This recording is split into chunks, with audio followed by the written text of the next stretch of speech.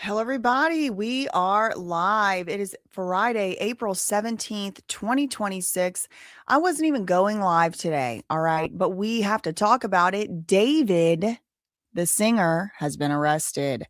I did make a short video over there on That Surprise Witness TV this morning. I think some of y'all who are in the live stream right now, Amber, you're funny, actually just came from over there. When I originally sat down this morning, I wake up really early. This morning, I woke up around 5 a.m. and then I pressed snooze until maybe 5:30. And then I finally got up. And so now it's 10:30. I mean, that was 5 hours ago. I had plans this morning of just making a little short David video and then doing this longer in-depth one. And they were going to come out, farther apart. But LOL, that's what I get for making a plan. Then I ended up just being like, okay, I'll just lead the one into the other. So if you are here from over there, there may be a little bit of overlap in the first few minutes of this video. Shout out to y'all for coming through. Thank you. There's already 115 in the chat. I'm liking just checking in, y'all. I mean, this channel that we're on right now hasn't even been around for a whole entire month yet. That is crazy to me. Already over 5,000 subscribers. I think we're maybe 50 or so away from 6,000, maybe 100 away, something like that, from 6,000 subscribers. And we just need to get to 1 million by the end of the year. So that should be able to work, right? FloJo TV, I want to give a special thank you, a special shout out. FloJo TV sent me the article last night on through email. I didn't see it until this morning, but I do appreciate you coming through and letting me know in my email. And y'all can always send those tips to thatsurprisewitness@gmail.com or bjcliveshow@gmail.com. Do make sure you are subscribed. Do make sure that your notifications are on for both of those channels. Some people, I think, are, because this one's so new. I just started a new channel. I used to go live over there. Now I don't. A little confused, understandably. For some people. And thank you so much to All Paws Groomer Kimberly for the $3 super chat. First super chat of the live stream. Hope you get some needed rest after an intense week. It sure has been intense, girl. And I was trying to figure out, is it my allergies? Is this just like anybody else is having allergies from hell right now with all this pollen? There's like 1.5 inches of pollen on my truck outside.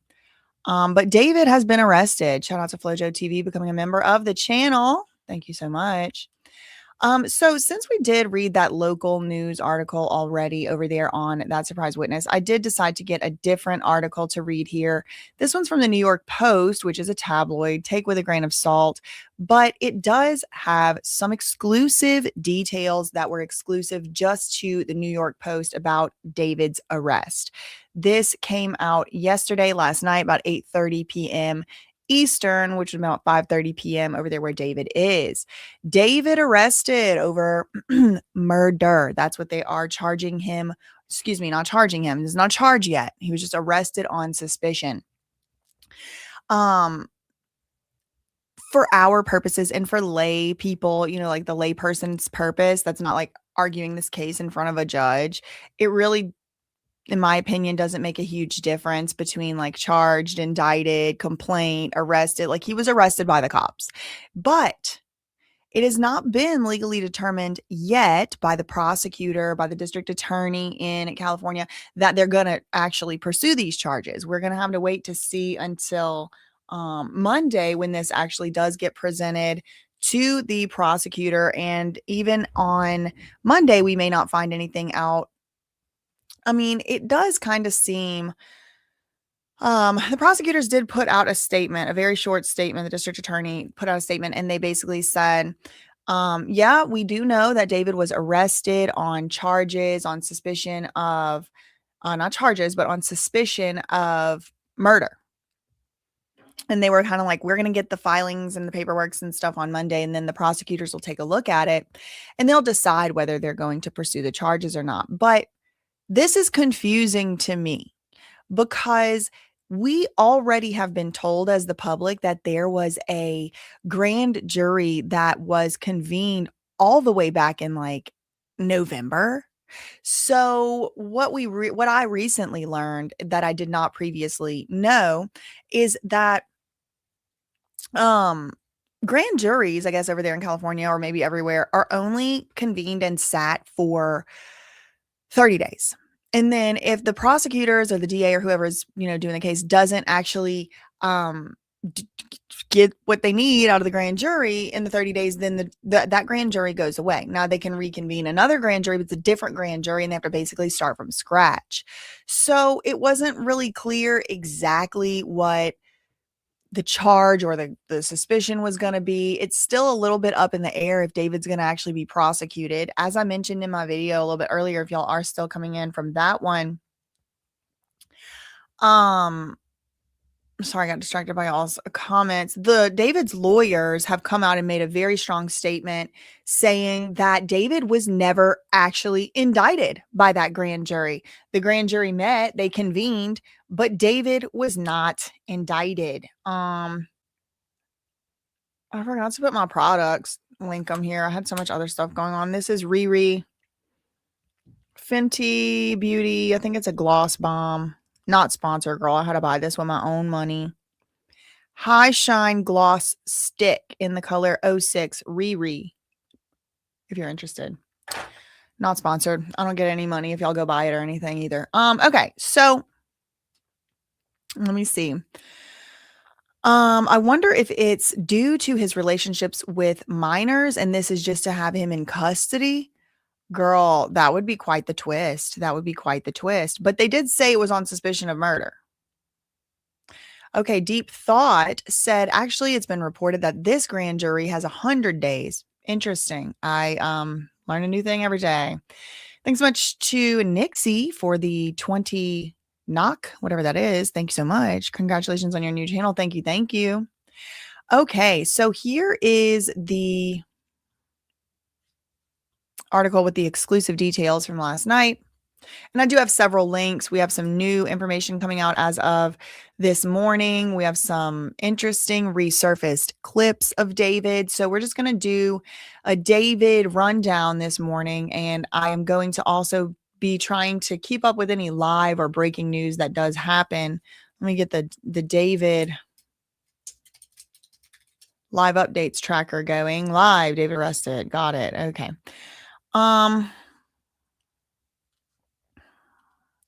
There was a big New York Times piece that came out about 4 o'clock this morning. David arrest video shows heavy police presence. Okay. All right. Okay, so there are no charges. That's the thing that I want to clarify on.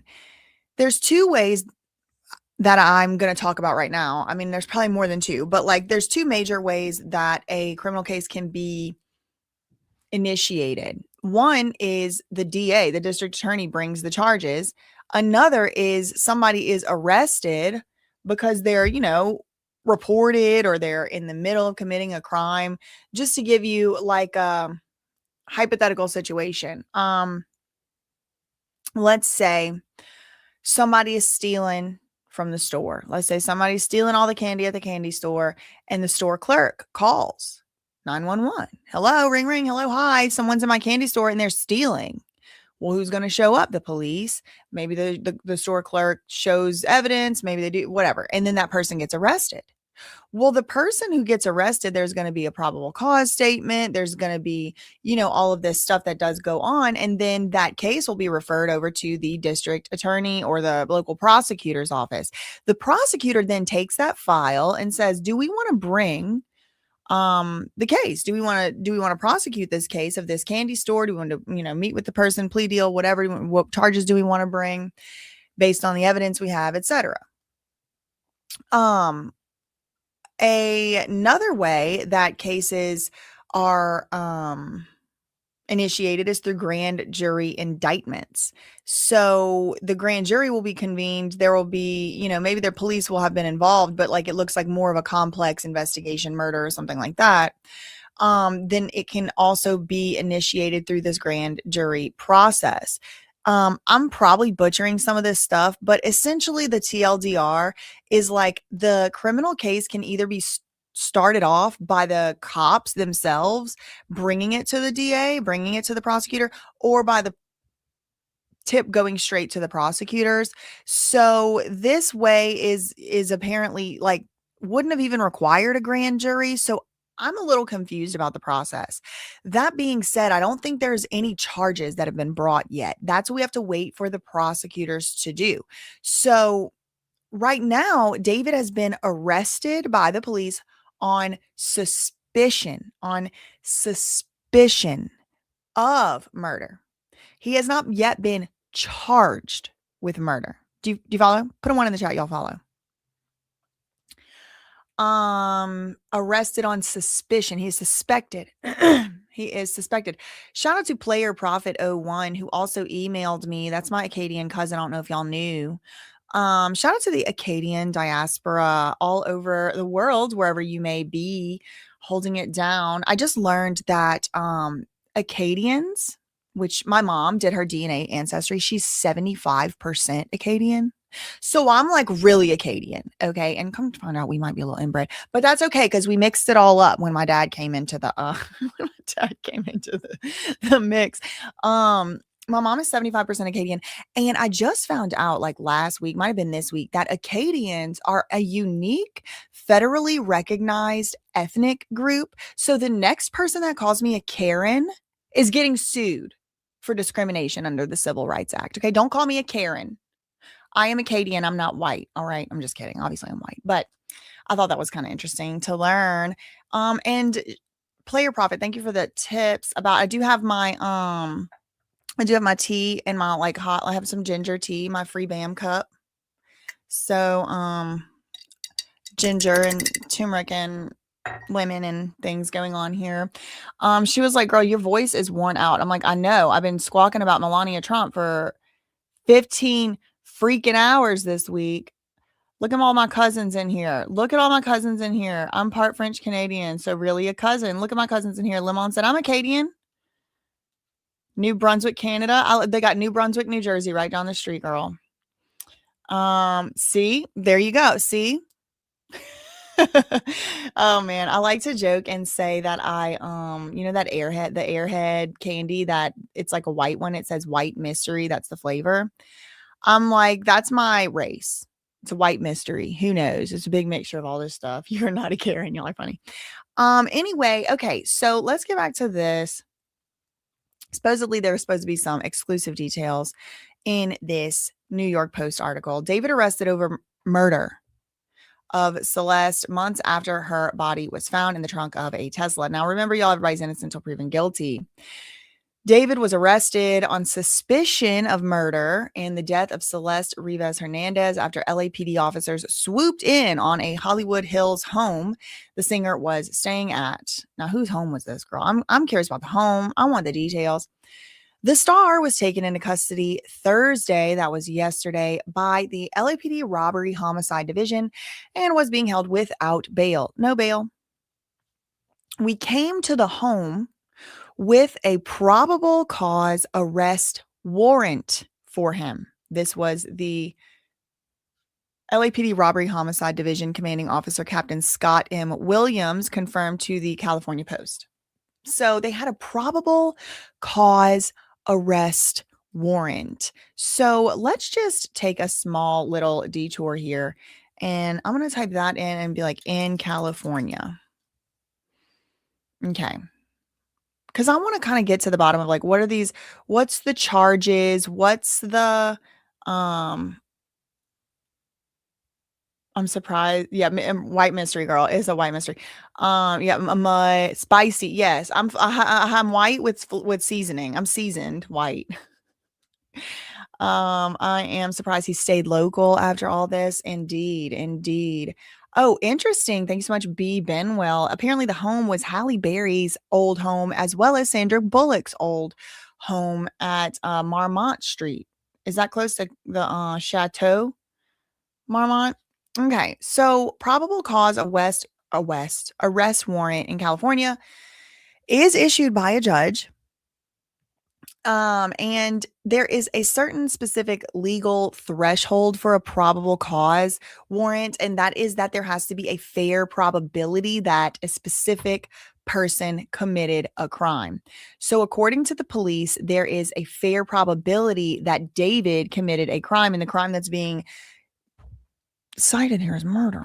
So let's see if we can get some more information about what is this probable cause warrant. It authorizes police to take the suspect into custody. The warrants have to have the suspect's name, the crime, and have to be signed by a judge. So here's the actual statute, the statutory code, California Penal Code 817. Girl, I do not want to chat with you.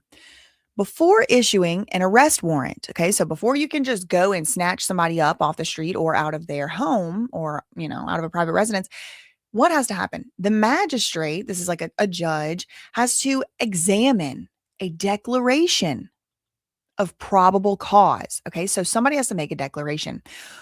We have seen these before. I believe we had a probable cause arrest warrant for Neo. Remember, Neo was picked up in Montana, arrested, extradited to California. Then he showed up in court the next court day or whatever. And then he was only in there for 45 minutes and he left. There was a probable cause declaration attached to that arrest warrant. And so what the declaration has to be by a cop. It specifies in the statute. Now, why are we looking at this? The reason we're looking at this is because this is how David was arrested. He wasn't charged by the prosecutors yet. He wasn't even indicted by the grand jury. Now, why was David not indicted by the grand jury? Your guess is as good as mine. I think it may have something to do with the fact that David's team and the people surrounding him were not speaking at the grand jury. They were pleading the fifth. They were denying coming. They were declining to come. They were refusing to come. David's parents and brother his immediate family was ordered by a judge, not only in California, but also in Texas, to go and testify before the grand jury, and they fought it the whole way in court. So the way that David actually got arrested wasn't through the grand jury process, it doesn't seem. The way he got arrested was that some cop just was like fed up and got an arrest warrant, I guess. So before you can get an arrest warrant, because what's an arrest warrant? It gives the cops permission, basically legal permission to arrest a citizen. We are supposed to be in the United States free from being arrested for no reason. So there are safeguards put in place to supposedly make sure that people are not arrested for no reason. And in this case, to get an arrest warrant, the judge can give one, but there have to be some things that have to happen first. And this is apparently what happened in the David case. So there's a declaration that is filed by a police or a peace officer when the defendant is a peace officer. Or when the defendant is a peace officer. So that's not this case. Okay, so it has to be in accordance with subdivisions B, C, and D as applicable. This is subdivision A. We'll get to B, C, and D in a moment. The magistrate, that's the judge, the one who signs off on the arrest warrant, shall issue the warrant of probable cause for the arrest only under specific circumstance. So the only way you can get one of these arrest warrants is the following. If the magistrate is satisfied after reviewing that declaration, remember the declaration from up here, after the magistrate reviews that declaration, the magistrate has to be satisfied that probable cause exists, that the offense has been committed, and that the defendant described, which in this case would be David, has committed that specific offense. So did David commit a murder, and is there probable cause to find that David committed a murder? Now, probable cause is not the same thing as beyond a reasonable doubt. It's just particularized and specific evidence and factual allegations that, if true, would lend or tend to say that David did it. I will also pull up the probable cause standard in a moment, but I want to finish the code here. The warrant of probable cause, which is what David was arrested with, shall not begin a complaint process under Section 740 or 813. The warrant of probable cause for arrest shall have the same authority for services in Section 840, the same limitations, as that of an arrest warrant in section 813. Okay, I don't know what those are. I'm not going to click them yet. I just want to kind of get through this statute first. So subsection B says the declaration. Okay, the declaration. So just to, I know there's a lot of legalese, but really this is very simple. Pretty much a cop has to write a statement, sign it. That's the declaration. Hey, I am officer so-and-so, badge number, blah, blah, blah. Been with the LAPD this long. I believe David killed Celeste. This is why. On this day, on this hour, da da da da da da da da da. In this time, da da da da da da. A 14-year-old was found in the trunk, blah, blah, blah, blah, da da da da da. Right? So these probable cause declarations, a cop just wrote that, right? And then he's like, hey, judge, I want to arrest David. Can you give me permission? Judge says yes. But the declaration has to follow certain standards and guidelines as well. And why? What's the reason for this? Because again, we can't just be having people getting picked up from their house for no reason because a cop don't like them. There's got to be supposed to be checks and balances here. Okay. So that's subsection B. The declaration in support of the warrant for the probable cause arrest has to be a sworn statement. It has to be made in writing. You can't just walk in there and say, hey, Your Honor, call them up. Hey, judge, let me arrest David. No, you have to put it in writing. If the declarant, that's the cop that writes the declaration, transmits the warrant and all affidavits and supporting documents to the magistrate using a fax or email or computer server, the conditions in D shall apply. Okay, that's, if they, so I guess they could hand deliver it somehow or e-file it. I'm not really sure, girl. No, e-file is computer server. Okay, subsection C, in lieu of a written declaration. Okay, so in lieu of means instead of. So that's one way. We just read one way. The officer writes a declaration, submits it via e-filing. The judge looks at it and determines whether to issue a warrant. By the way, this is also the same situation that happens with a search warrant. There has to be a declaration of probable cause. There have to be particularized specific factual circumstances that would tend to prove that certain evidence would be found in a location. It's the same type of similar process. Okay, but here we are on the warrant, probable cause warrant. Okay, so that's one way. Declaration, file it, fax it, send it, the end. Well, not the end, then D comes in. However, there's another way. In lieu of this written declaration, the magistrate can accept an oral statement, but only if it is made under penalty of perjury, and the oral statement has to be transcribed. The transcribed statement and recorded and transcribed shall be deemed to be the declaration for the purposes of this section. The recording and the sworn oral statement and the transcribed statement shall be certified by the magistrate receiving it. Okay, so TLDR, long story short, there's a couple different few ways to get this probable cause affidavit done to arrest somebody. Now, or the probable cause arrest. It's a few different ways to get it done. All of it comes down to a cop or a police officer having to declare to a judge what they know. I am waiting for the statement, the declaration of probable cause to come out and come around, girl. I know Gloria said I yelled out finally when he was arrested last night. And believe it or not, you know how I first learned the news that David was arrested?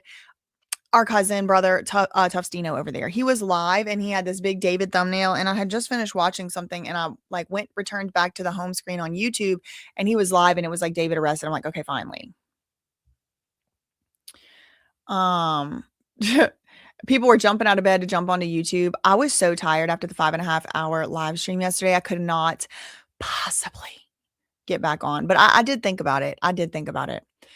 Okay. So I want the definition of probable cause in the state of California. Why? Because I want to understand for my own self so I can explain it, but also hopefully it help y'all understand because I don't really know yet, but I'm doing this live investigation over here, live investigation channel.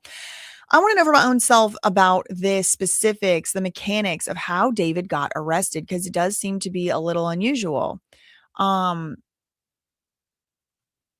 The magistrate has to be satisfied that there does exist probable cause that the offense described in the declaration was committed, murder. So not only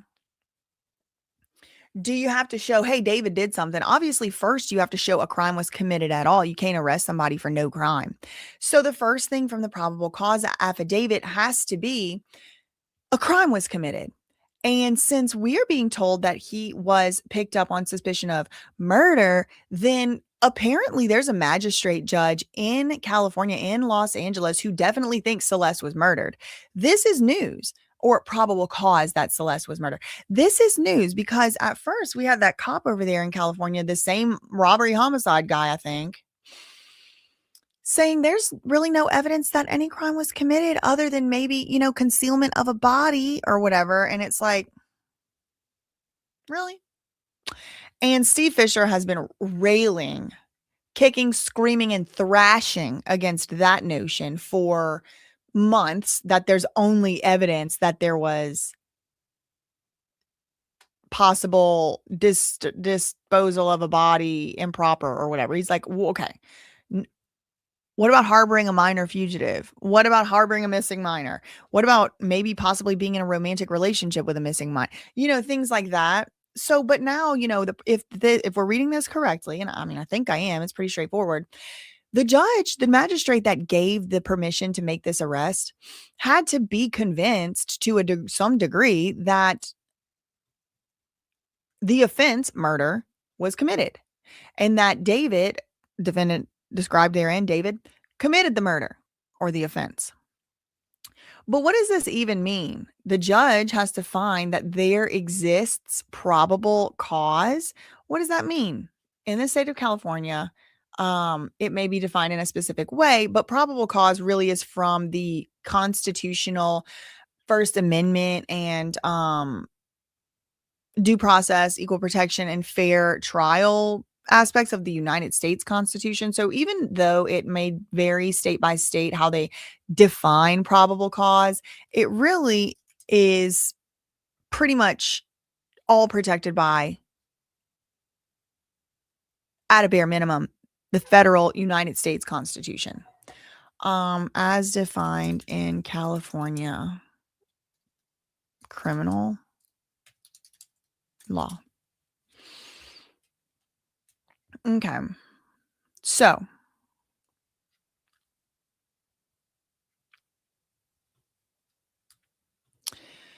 probable cause, like I mentioned earlier, is not one of those situations, not one of those things where it's like beyond a reasonable doubt. Yep, David did it. There's a definition here, and that's what we're going to get into. This is a law firm, EGAT attorneys. When does probable cause apply in California? The Fourth Amendment of the Constitution protects American citizens from unreasonable searches and seizures, which is when you get arrested for no reason. Also, the Fourth Amendment protects United States citizens from warrants issued without probable cause. This raises the question, though, what is probable cause and when does it apply? And probing this ambiguity is often a key strategy among California criminal defense attorneys. If an attorney can show that the government did not have probable cause when arresting you or searching you or seizing your property, any case against you could be significantly weakened. In short, neither law enforcement nor the state can violate your constitutional rights when pursuing a case against you, even if you're guilty. So, what exactly is probable cause in a criminal case? Simply put, it is evidence that would compel. Okay, what is it? Evidence. Evidence. Probable cause does require evidence. It does require evidence. And what's the evidence? It has to be evidence that would compel a reasonable person to believe a crime occurred. That's the first part. Or there is evidence of illegal activity in a specified location to be searched. That's the search warrant aspect, but that's not what we're talking about. We're talking about the arrest warrant. In California, probable cause can apply to different situations. For example, consider the following scenarios. Did the police have probable cause to arrest you for a crime? Did they have probable cause to detain you after a traffic stop? Did the police present sufficient probable cause to the judge for a search warrant? Did the prosecutor have enough probable cause to be held to answer for criminal charges? An area where probable cause is often misunderstood is related to traffic stops. I'm going to skip over that. What is the definition of probable cause? It refers to having a reasonable belief backed by reasonable evidence, but not irrefutable evidence. You get into the evidence stage at trial if it makes it that far. That's where you start to be able to really say, no, you can't, or motions in limine at pretrial where you're like, no, they don't need to be able to use this evidence. This evidence doesn't help the case. This evidence is irrelevant or unduly prejudicial or whatever. But just at this stage, there's not no whole bunch of fighting back David and his lawyers can really do for a probable cause warrant, because the probable cause arrest warrant only has to have reasonable evidence that somebody has likely committed a crime. It sets probable cause sets requirements for actions, including arrests. By demanding a reasonable basis for suspicion, this probable cause standard upholds the rule of law, supposedly, and safeguards all of our individual rights. It should be noted that the evidence against you does not have to be conclusive for probable cause to apply, just because you haven't yet been convicted of a crime. Okay, so I think that kind of gives us a good idea about what exactly, is probable cause. This was a probable cause arrest warrant. There was an arrest warrant and it was based on probable cause. So let me see. I'm just going to be, as this live stream goes on, I am going to be searching to try to keeping up with, has anything any breaking news. I do want to see some of these affidavits, this declaration that the arrest warrant was based off of. I want to see what they wrote in that declaration. David, arrest warrant released.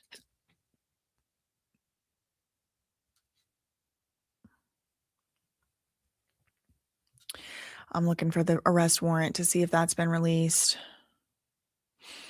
Okay, looks like no. Don't worry, I have a lot of other links already in here. Okay, so that is the probable cause of that. Okay, let's get back to this New York Post article.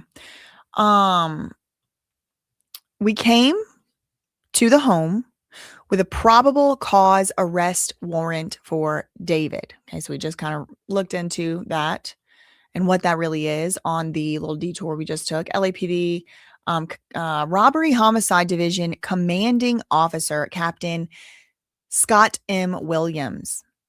Cops descended on a Hollywood Hills home where David was staying to make the arrest, telling the Post he was in the private residence by himself. So nobody was in there with him. There's a quote from the LAPD robbery homicide guy. He said, "We did the best we can to keep tabs on him. But once we developed," this is such an interesting sentence.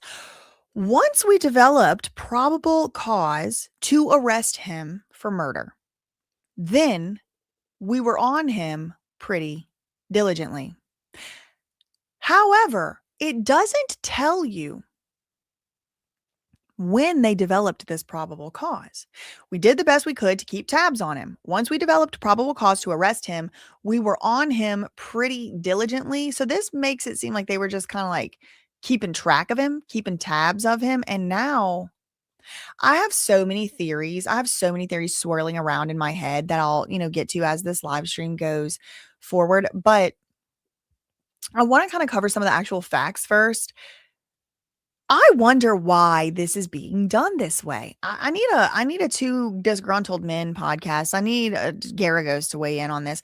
Why is this being done this way? Why did the grand jury not indict?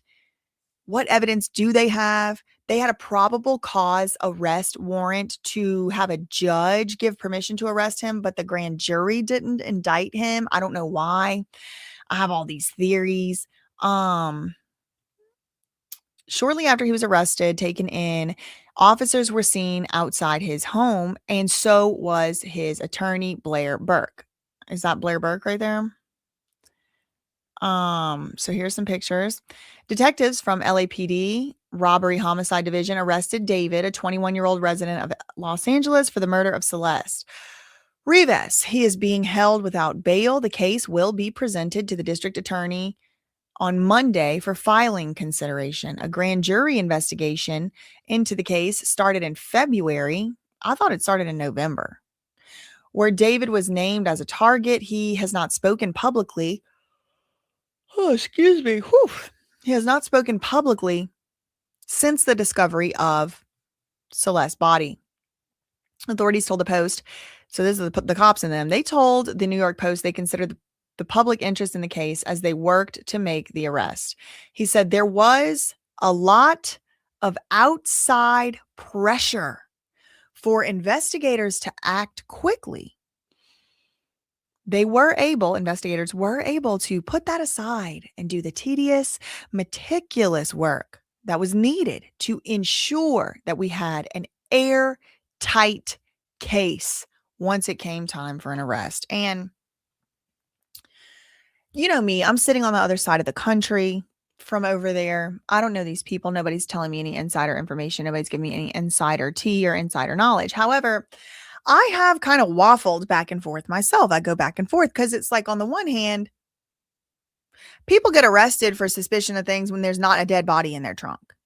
And it happens immediately, not months and months and months later.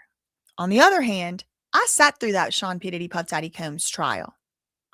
I've sat through watching a few other different trials here and there. I see how vigorously and rigorously even Diddy's case is now being argued, was just argued in the appeals court, and the judges are confused as hell. Diddy's case might get overturned because they're just like, this is such a close case. I mean, I don't think it's going to get overturned. I'm putting my prediction here right now. I don't think it's going to be overturned. But the judges are even saying this is so confusing. We're so confused in Diddy's case. And that's because he has the best criminal defense lawyers in the field who are willing to really say and do anything, it seems, who have no conscience, who are definitely going to hell, definitely going to have to pay back some serious karma. But hey, that's their job. And we live in a world where that's what they do. So I've seen that.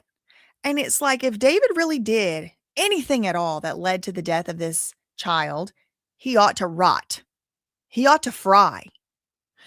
That being said, he's got these very powerful defense attorneys. There's also a bunch of other powerful people in his circuit that are probably trying to cover their ass too.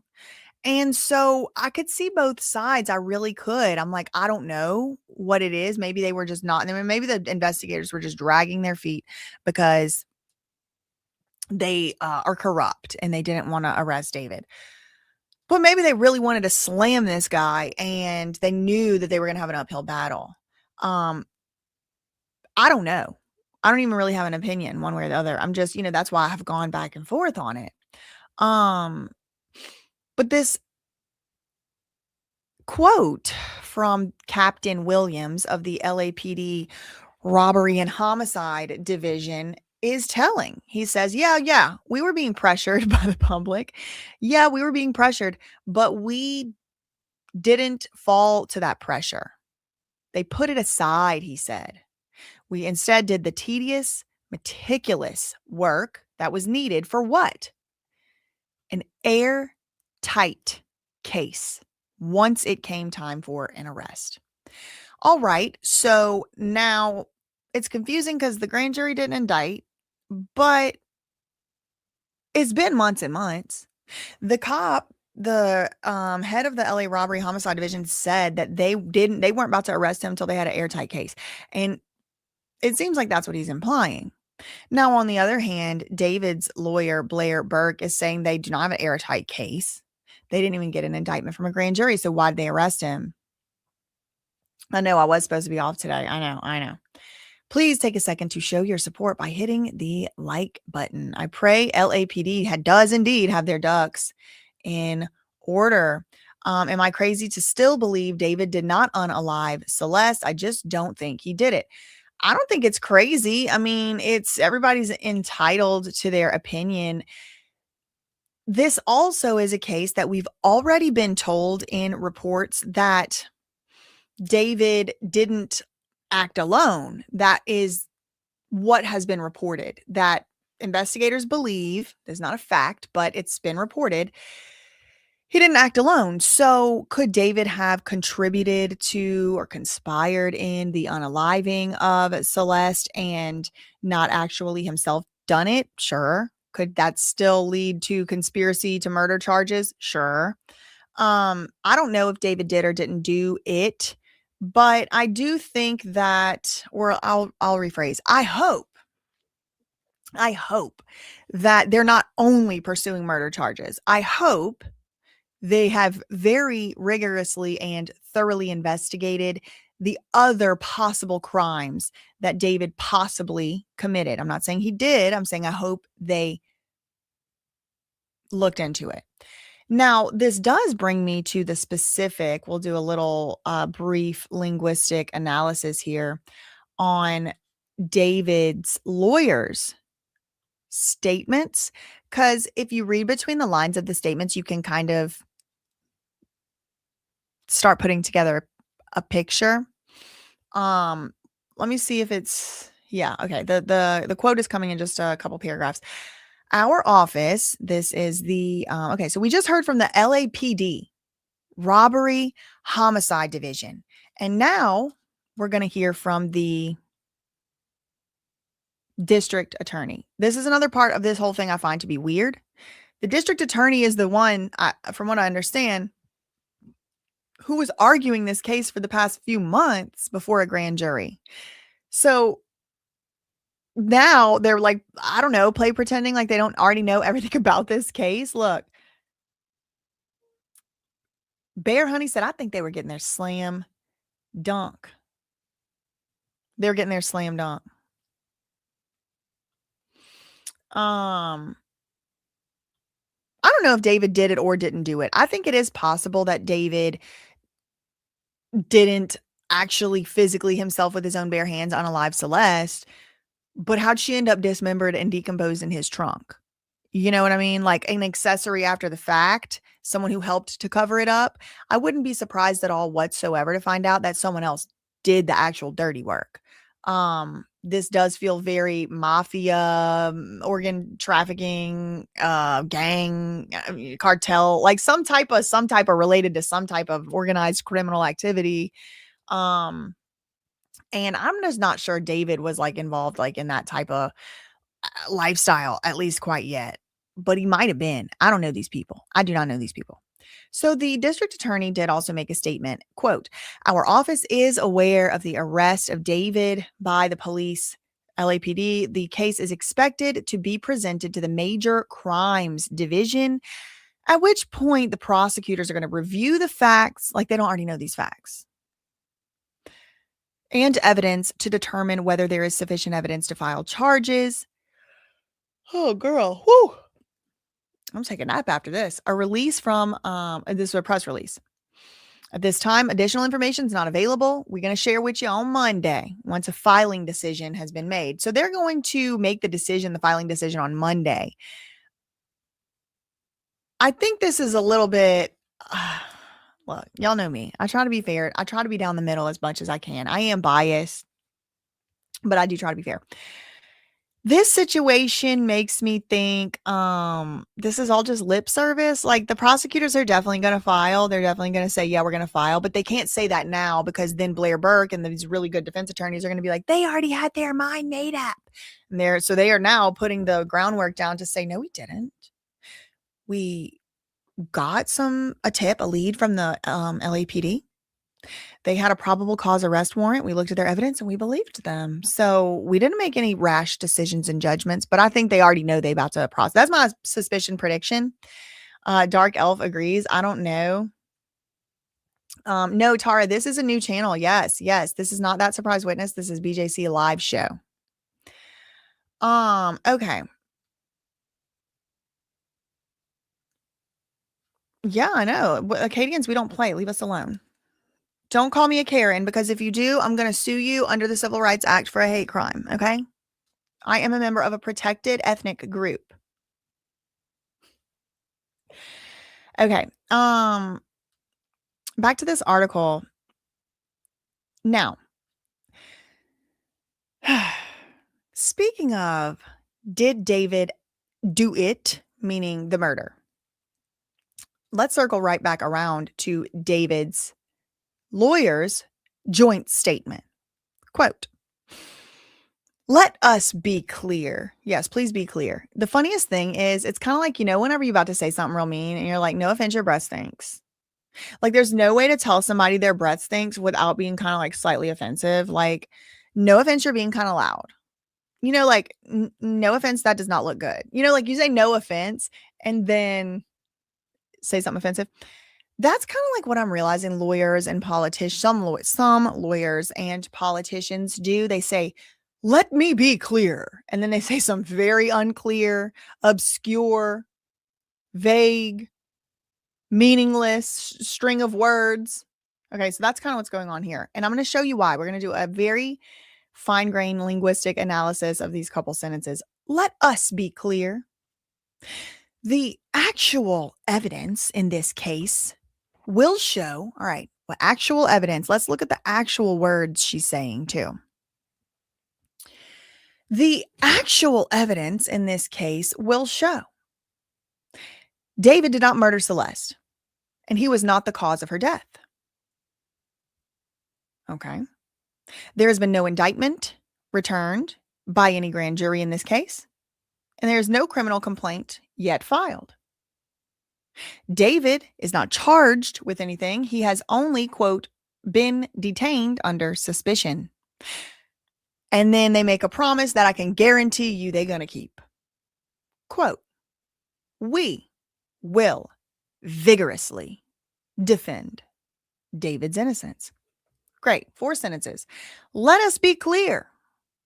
The actual evidence in this case will show that David did not murder Celeste and he did not cause her death.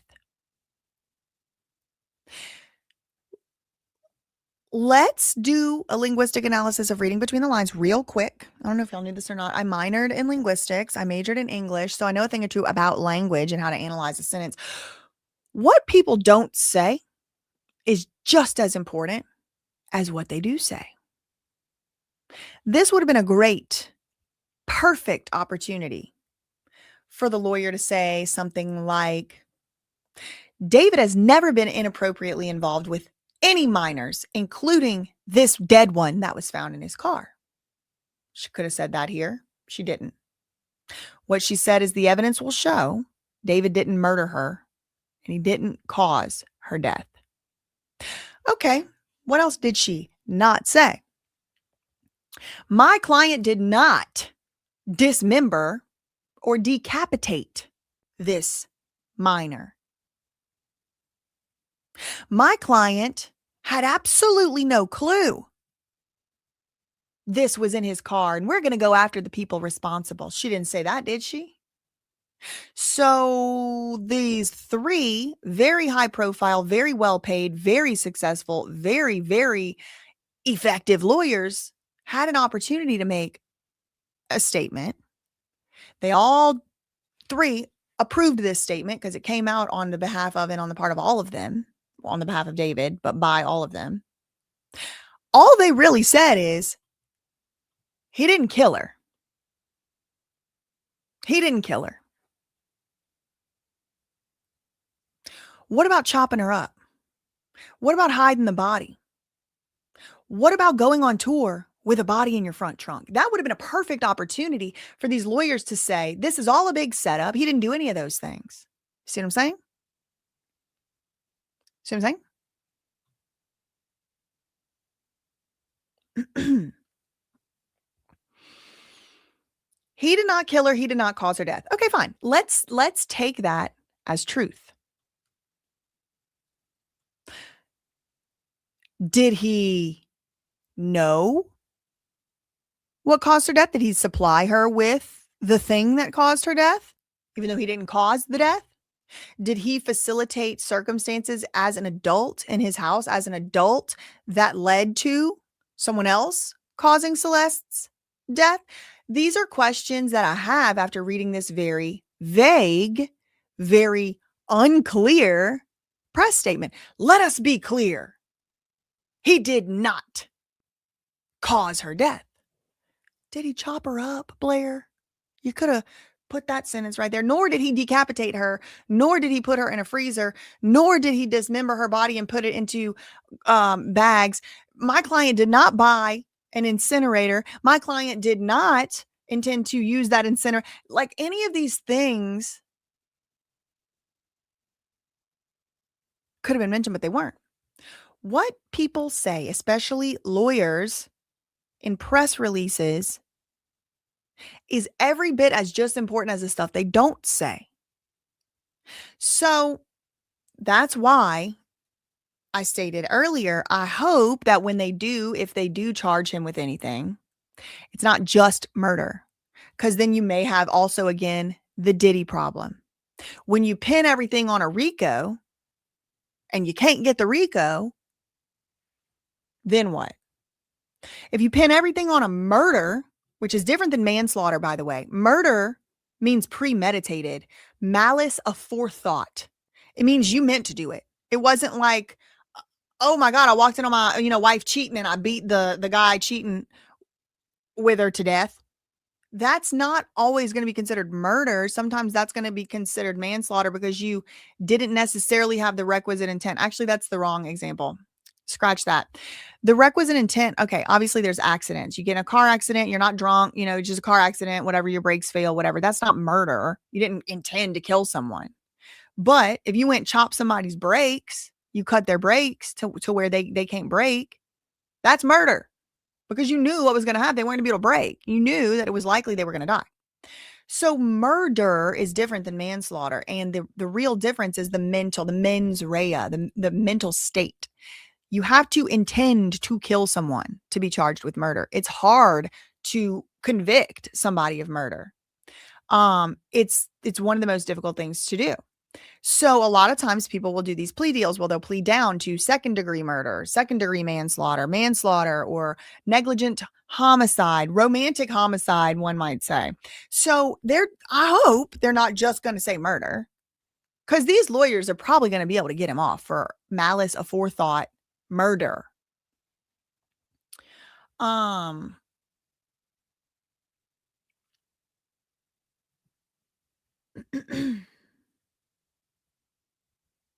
Oh, sorry. I was reading y'all's comments. Thank you so much, You'll Clap When I'm Gone, for becoming a new member. So I hope they at least investigated thoroughly. And I have to be careful with how I say things, because I'm trying to get sued for defamation in the middle of all this.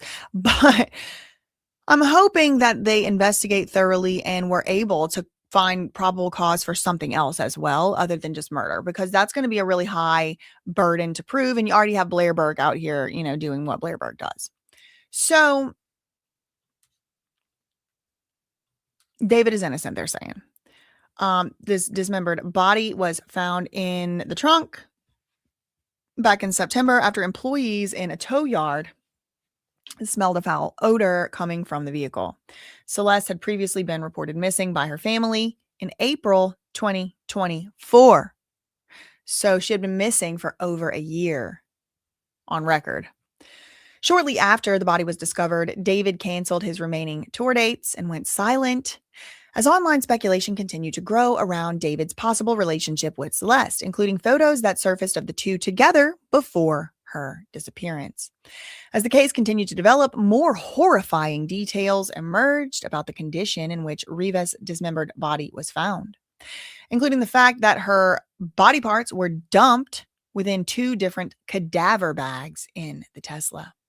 Cops found Celeste's head and torso in one bag, several body parts in a second bag, with insects swarming and maggoting all over the remains, according to documents in the Texas court.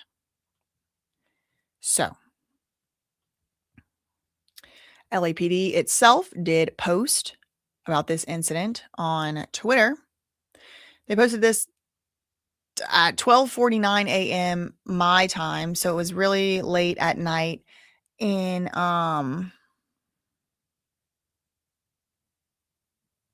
over there on the West Coast.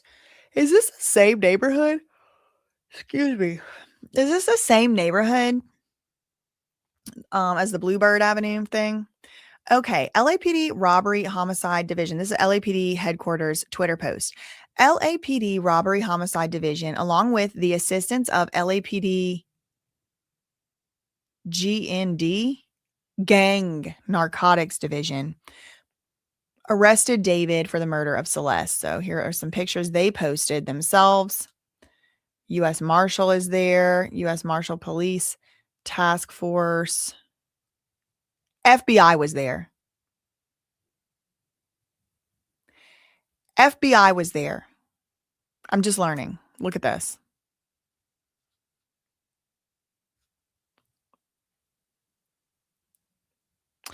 Is that usual? Anybody know any cops? You grew up in a cop family, you grew up with police, is this normal? Is this common? You just call the FBI to come help you do your arrest? Or is maybe the FBI involved here? Why is the gang and narcotics division involved? This might be normal run-of-the-mill stuff. David was arrested in Hollywood, not Hollywood Hills. Is that true? They rolled in Diddy deep. Not quite. I don't see the armored tanks. And you know what else they didn't do to David that they did do to Diddy? They bust down Diddy's gate. They bust down Afro Man's gate. They bust these gates down. They did not bust down David's gate. He opened it.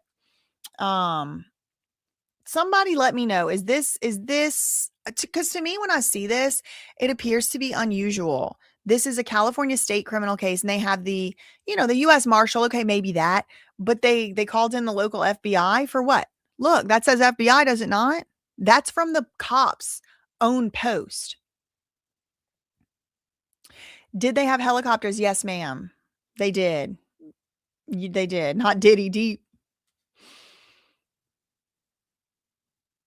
Okay, we got the U.S. Marshals. We got the local-ish police wearing their Levi. What are these? 505, I would say. These might be 501s, 505s, 501s.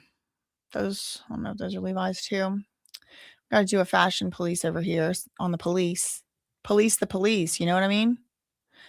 Oh, that one's got a donk. Do the kids say that anymore? What they say now? We used to say got a donk. That means, a butt. Hold on, I need to pour some of my tea beverage.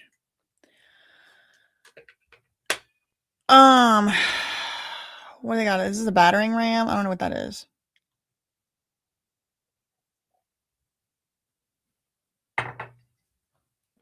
Okay. So I wanted to show y'all the police post. I do find it interesting that the FBI was there. Anyway. Speaking of David not making any statements since the body was found, imagine if this was your last tweet on Twitter before you got locked up for the rest of your life. Shout out to this person for tweeting that exact thing. This is David's last tweet, 6/7. 6 + 7 happens to be the age of Celeste when she met David. Anyway, moving on. She might have been 12.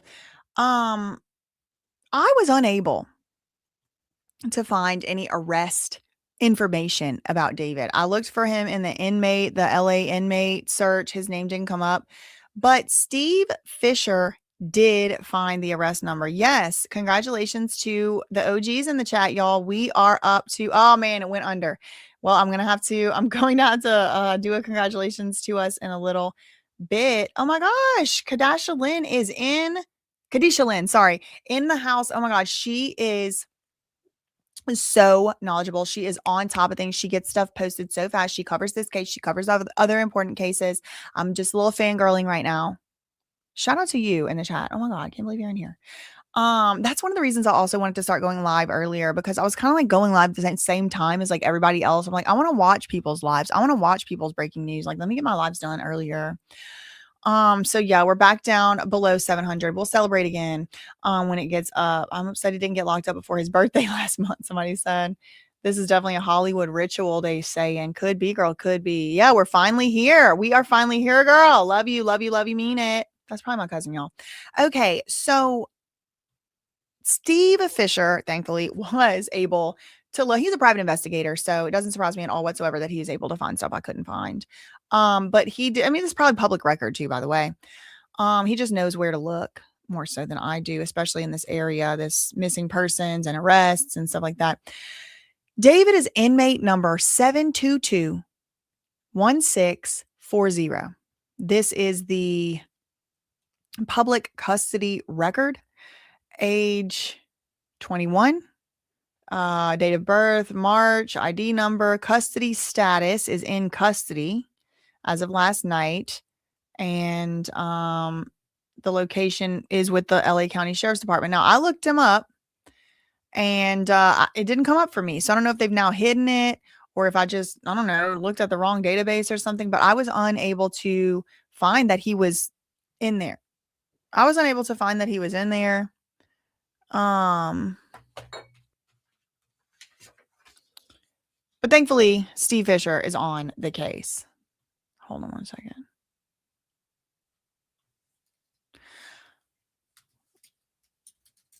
Is Rabbit in the chat too? Shout out to Rabbit if she's in the chat. Rabbit's in the chat? I was watching Rabbit's live about this last night. Shout out to the cousins from West Virginia. Oh my God, I love the West Virginia cousins. Shout out to y'all. Oh, now there's 727 in the chat. Okay, shout out to we finally made it over 700 people in the chat on the new channel. I think this is a PR record. Down the Rabbit Hole News. Also, my sister from another mother, probably. She was earlier. Shout out to Rabbit. Y'all go subscribe to Rabbit and Kadisha Lynn. Okay. So what else do I have here for y'all?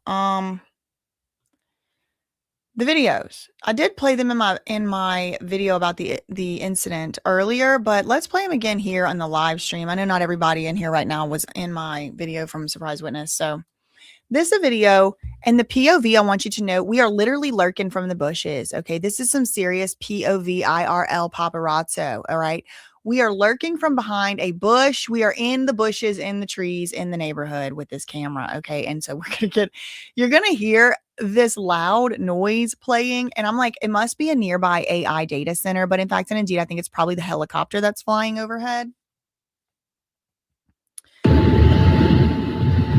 See the cops. There's David, investigator.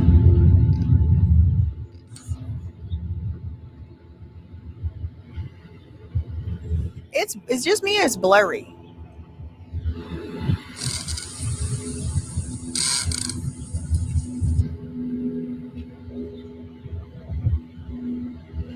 He appears to be cooperating. He's not, kicking and screaming or nothing. He's doing apparently what they're telling him to do. Somebody's reaching in the car to get something. Maybe that's an assistant.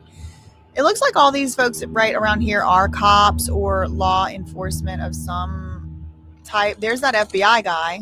Why is the FBI here? I'm about to Google it. FBI David. Are they investigating something?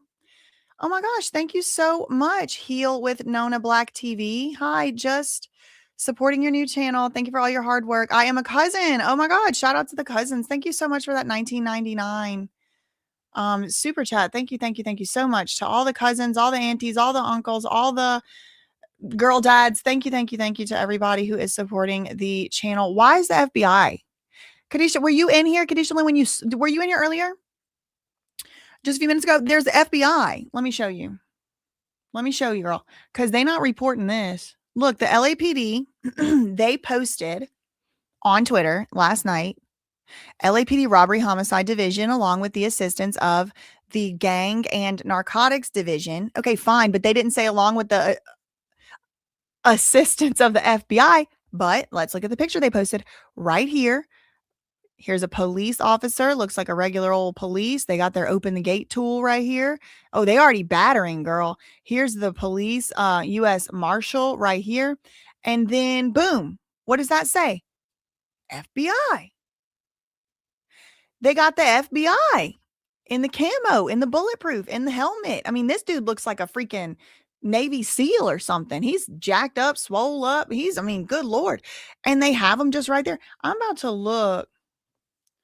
D4VD FBI. Is this a larger gang? I told y'all earlier, I got this tingle that this feels like a organized gang activity. I'm not saying David is in a gang. I'm saying the way that Celeste was found, the way that her remains were handled, I'm not saying David did it. Maybe, who knows? We weren't there, right? Maybe the cartel chopped her up and busted open David's trunk while he was on tour and put her in there. Who knows? Who knows? It was filmed on a potato with an antenna on it, girl. Yes. 1067 is police code for dead body. And didn't he take her body over state lines for a while? Oh, hold on. Where do you see 1067? Where'd you see that? Beautiful Dreamer. 1067 is police code for dead body. Where did you see 1067 though? They're setting him up, they said. Thank you so much to Create and Evolve for becoming a new member. It does give residue of OC. Yeah, I was thinking, why would they wouldn't be there unless it's serious. I don't know. Cartel stuff, BJ. I think you may be on to something. Is it the Hollywood Star Whackers, girl? I'm about to look it up. I'm looking up David FBI. Okay, so I'm showing y'all today, again, Friday, April 17th, 2026, 11:37 a.m. Eastern. I'm not seeing anything for FBI. Oh, hold on. The FBI is investigating this case? That's news to me. Put a 2 in the chat if you never heard that before in your life, that the FBI is investigating this case. Put a 2 in the chat if you did not know that. I did not know that. I must have missed it. Singer-songwriter David was arrested April 2026, suspicion of murder. Following the discovery of the remains in the Tesla, the FBI and LAPD have been investigating the case. This is the source. Where does it say FBI here? Is this an AI hallucination? FBI. Not found. So that they lied. These AIs, you do got to be careful with what you listen to from them, because they're citing the FBI and LAPD have been investigating the case. And then you click on the link. Oh, wait, maybe it's one of these links. Okay, it wasn't that one.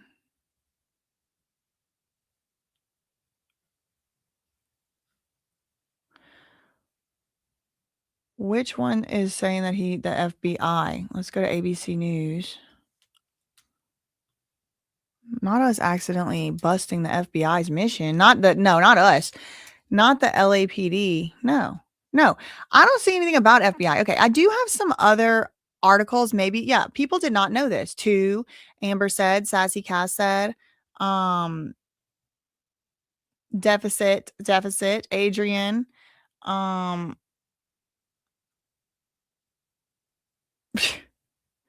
APCO code, but did they say it somewhere in relation with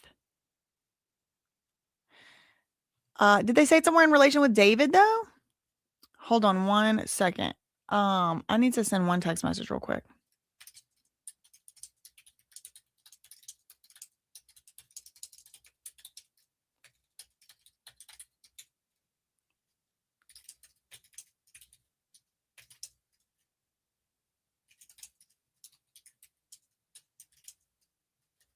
Okay.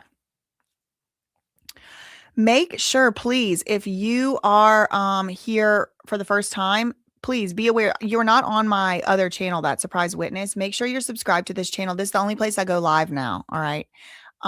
So I'm going to be, going live here on this story, Blake Lively, the other, the breaking news and all that. This is where I do that. Okay. So I do have some other articles that I want to read. I do want to circle back to this FBI question. FBI, D4VD. Are they, why is the gang department involved and the FBI? We got U.S. Marshals. Okay, I'm starting to wonder. Okay, so there's another video. Let's look at this other video of the arrest, a different angle. TMZ has obtained, they say, exclusive video. Oh, this is the same. This is the same video. Hold on. Let me go to, I have some other videos. Hold on. I already got that one. So let me put a strike through. Got my little notes here. Okay, what's this? All right, this is a different angle. Now you're going to actually be able to hear David interacting with the police. You're going to hear him talking to them in this 29-second clip. This one appears to have been taken by like a nosy neighbor girl. Shout out to them.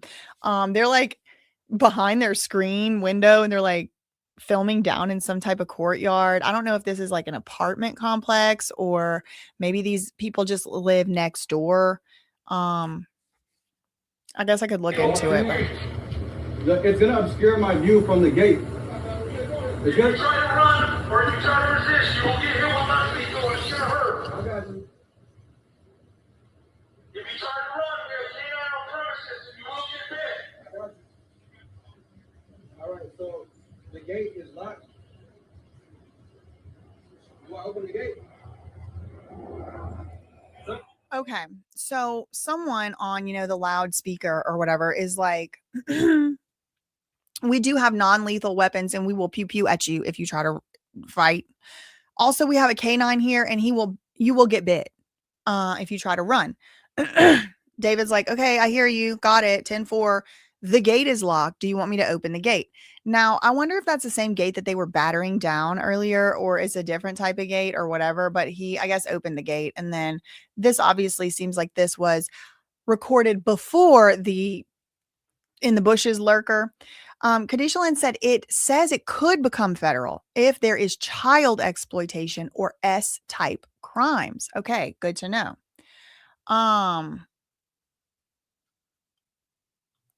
First of all, Cure, you might not be deaf, but there are absolutely people who follow this channel who are hard of hearing. Did you know 25% of Americans are hard of hearing?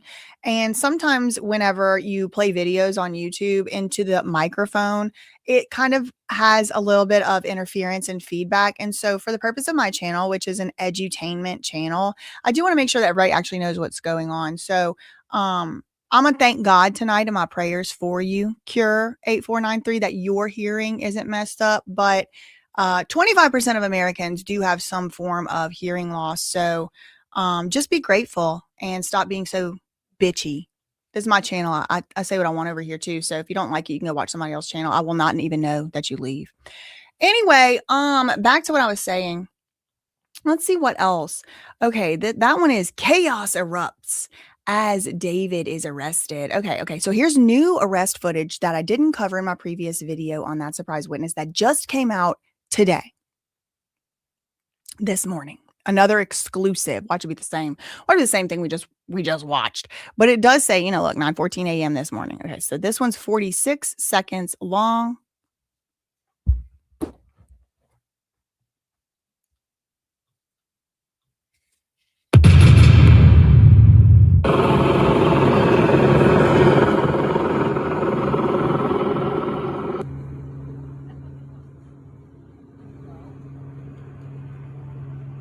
Okay, so right off the bat, what I'm noticing is this is like now the sun has done set. Like when this whole ordeal started, it was obviously light outside and now it's dark. So this is like, maybe only a little while later, but it does appear that some time has elapsed.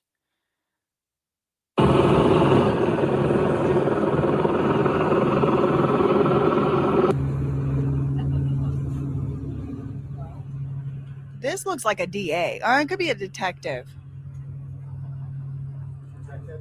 Yes, sir. Hi. Robert Devosik with NBC. Oh, I watch you all the time. How you doing, Robert?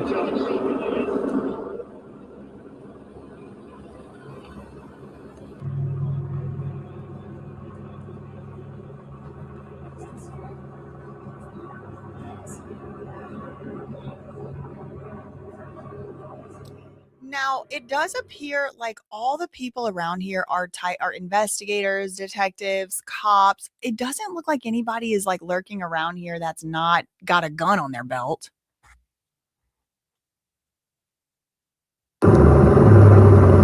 Maybe this one? Okay, so that's the other new breaking exclusive footage from this morning. Do I have another video here? Let me see. What's this one? The same bush footage. We already saw that video from the bush. The tree. I said he's cosplaying Zacchaeus. Put a 3 in the chat if you get that joke.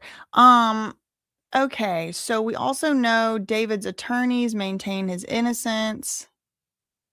Breaking right now at 11 o'clock. Under arrest. These brand new. Okay, hold on. TMZ Now, this could be clickbait, but it came out an hour ago. It came out an hour ago, and this is Harvey Levin. It only has 5,000 views so far.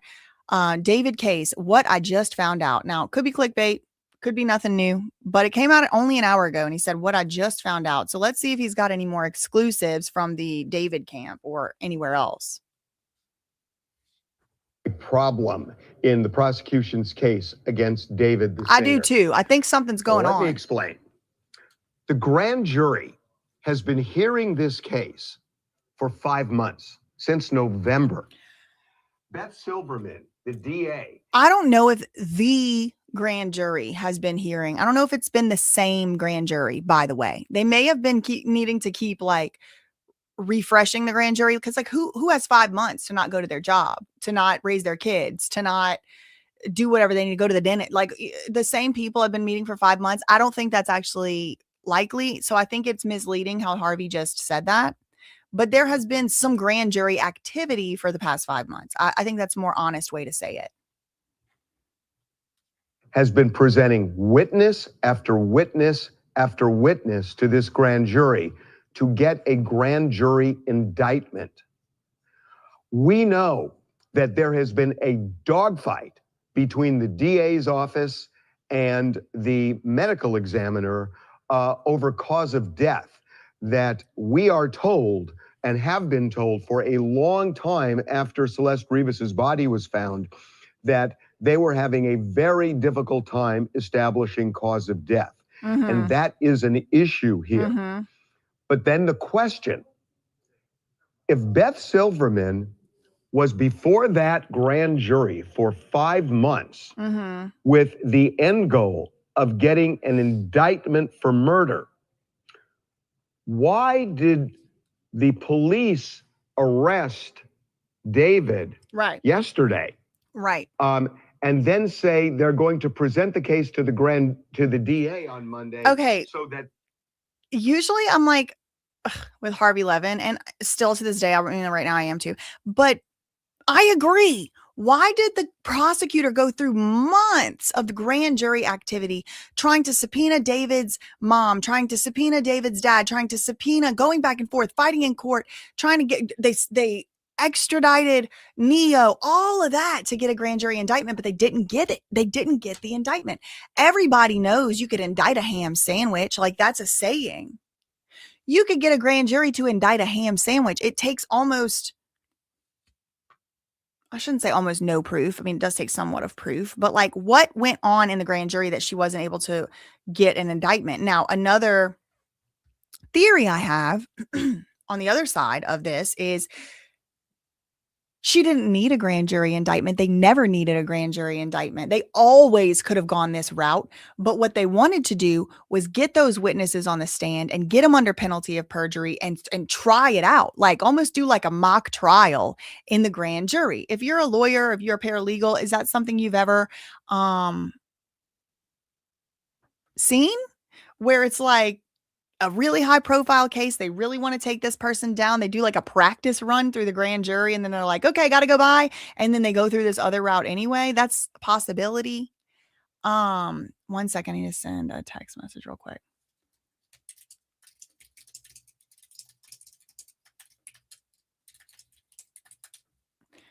Okay.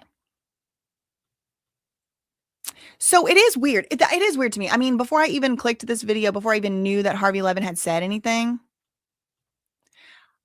I have the same question.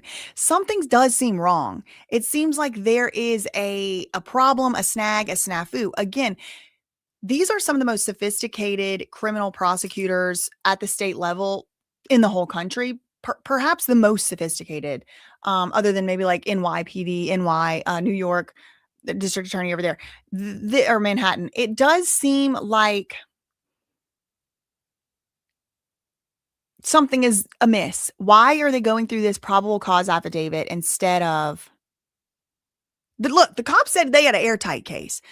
Who knows? It could be any reason, but there is something weird about it. Now, I will say Harvey Levin, in my opinion, in my belief, has a huge conflict of interest because he's friendly with Blair Burke, who is David's lawyer. So he's going to be a little more defense favorable all the time. TMZ is a lot more favorable to the defense because most of the time these cases are criminal cases. So it's like the government versus a celebrity. So TMZ knows the celebrity managers or knows the celebrities PR people, and so they're just kind of more acquainted with them. They see each other at court, they see each other here and there. So it has been widely reported that Harvey Levin is friends or friendly, at least in a professional, colleague type of way, with David's lawyer, Blair Burke. So we are probably getting a slanted, tainted color, like it's probably colored a little bit with the bias, I will say, with the reporting here. The DA can determine whether to file formal charges or not. That makes absolutely no sense, because it was the grand jury that was supposed to indict here and not the DA just charging him. If the DA wanted to charge, what was the point of a grand jury? Right. So what happened at the grand jury so that they either didn't indict him, that she never asked the grand jury to actually indict, or did the grand jury refuse issue a no bill, which means they rejected the case? I don't think. Okay. See, Miss Let Me Be Clear. Miss Let Me Be Clear leaves a lot of room for interpretation. It leaves a lot of room for certain things to be true while keeping and remaining what she had actually said to be true, which is David's lawyer. They said a jury never even indicted him. Hold on. I'm hearing from Harvey Levin, it's possible that the prosecutor didn't even ask the jury to indict. Remember at the beginning of these grand jury rumors, it was all reported that it wasn't even a real grand jury. They didn't even have the power to indict. Put a 3 in the chat. Did I do 3? Put a 4. Put a 4, please. Put a 4 in the chat. If you remember when we first heard about this grand jury, they were saying they don't have the power. This is just an investigative grand jury. They're just investigating. They don't even, okay, so I see 2 4s. G Size, Christine Blankenship. Oh wow, a bunch of 4s. She is who I'd like to be. Love, Wits, Obsidian, Georgias, Angel Boy, Amber. Okay, a bunch of 4s. So what if this grand jury couldn't actually even ever indict? And now David's lawyer, in part of her statement sitting here, is going, the grand jury never even indicted him, so why was he arrested? It's like, wow, when you put it that way. Oh my God, 800 in the chat. Personal record of the chat, 800. This is the most people that have ever been in the chat ever. Can we get 800 and some claps for 800? Make sure you subscribe to this channel, y'all. This is not That Surprise Witness. Make sure you're subscribed to this channel. This is my live show. Thank you, Kadisha Lynn. Oh my God, thank God. It's so cool that you're in here. I keep kind of like, it's like, I'm like, like I don't see you in this context. Grand jury could still be in limbo with the parents. Right. I had said that earlier. The parents could still be in that like appeals process, but the LAPD can use the information they presented to the grand jury and show it to the judge. Aha. That could be what's going on. That could definitely be what's going on. Okay. Oh my gosh, look at the way that Harvey is looking. That is a diabolical pause screen. Diabolical. Happy I'm on this channel. I thought you were on sabbatical. Nope, never skipped a beat, girl. Thank you so much, Darcy, for the 199 super chat. Congrats on your new channel. Thank you, thank you, thank you, thank you, thank you, thank you. Okay, let's get back to this. But I just wanted to point out in this video, it's like, oh wait. I didn't even consider that one possibility. Is the reason David didn't get indicted, because that's the big question, right? Why did we go through, or they go through all this grand jury stuff? That's the big question. That's my main question here. Why did they spend all the money and the time and the resources and the energy and get witnesses and extradite people and put them on planes and go fight in court in Texas and do all of that when they didn't even get a grand jury indictment? That seems crazy to me. What happened? Well, What if it was just an investigative grand jury, like they said at the beginning, this whole time? They never could have possibly brought an indictment. What if it was a real grand jury, but the prosecutor just didn't ask for an indictment because she's like, I don't need them to indict. We got enough information over here that we already know. There's many reasons why David was possibly couldn't, like, there's many reasons why David might not have been indicted for this that aren't, oh, the grand jury found him innocent or whatever. You know what I mean? Kind of thing. Okay. Let's listen to what else this inflamed, long past needing to be retired man is saying. They either didn't indict him, that she never asked the grand jury to actually indict, or did the grand jury issue a no bill, which means they rejected the case. I don't think they would have rejected the case outright, although I don't know. But the only other option is that that Beth Silverman never asked for a formal indictment after presenting evidence for 5 months before the grand jury. So what? And the police say we're going to present the case to the DA. The DA's had the case for 5 months. Right. What do you That's mean the part present that's the weird. case? Yeah. That makes no sense when you listen to what the police are saying. That's why I said I think they're doing lip service. I think they're doing lip service because functionally, there's no possible way that the DA doesn't know whatever the probable cause was that the cops brought their airtight arrest warrant declaration to the judge. Like, the DA has been working on this case already. This isn't a situation where a store clerk picked up the phone and said, hey, there's a robbery, 911, come over here. And then the DA had no idea about it until the papers get on their desk. This isn't a case of like, oh my God, we opened the trunk and 5 minutes ago and there's a dead person in here and there's a note that David wrote and said, I admit it. And that happened 5 minutes ago. And then the DA just got all this information. No, this was 8 months ago that it happened.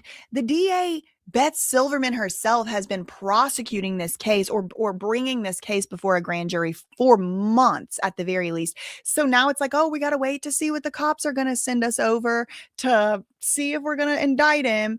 It's like, girl, they know they're going to indict him. The special homicide robbery division guy said that they had an airtight case. So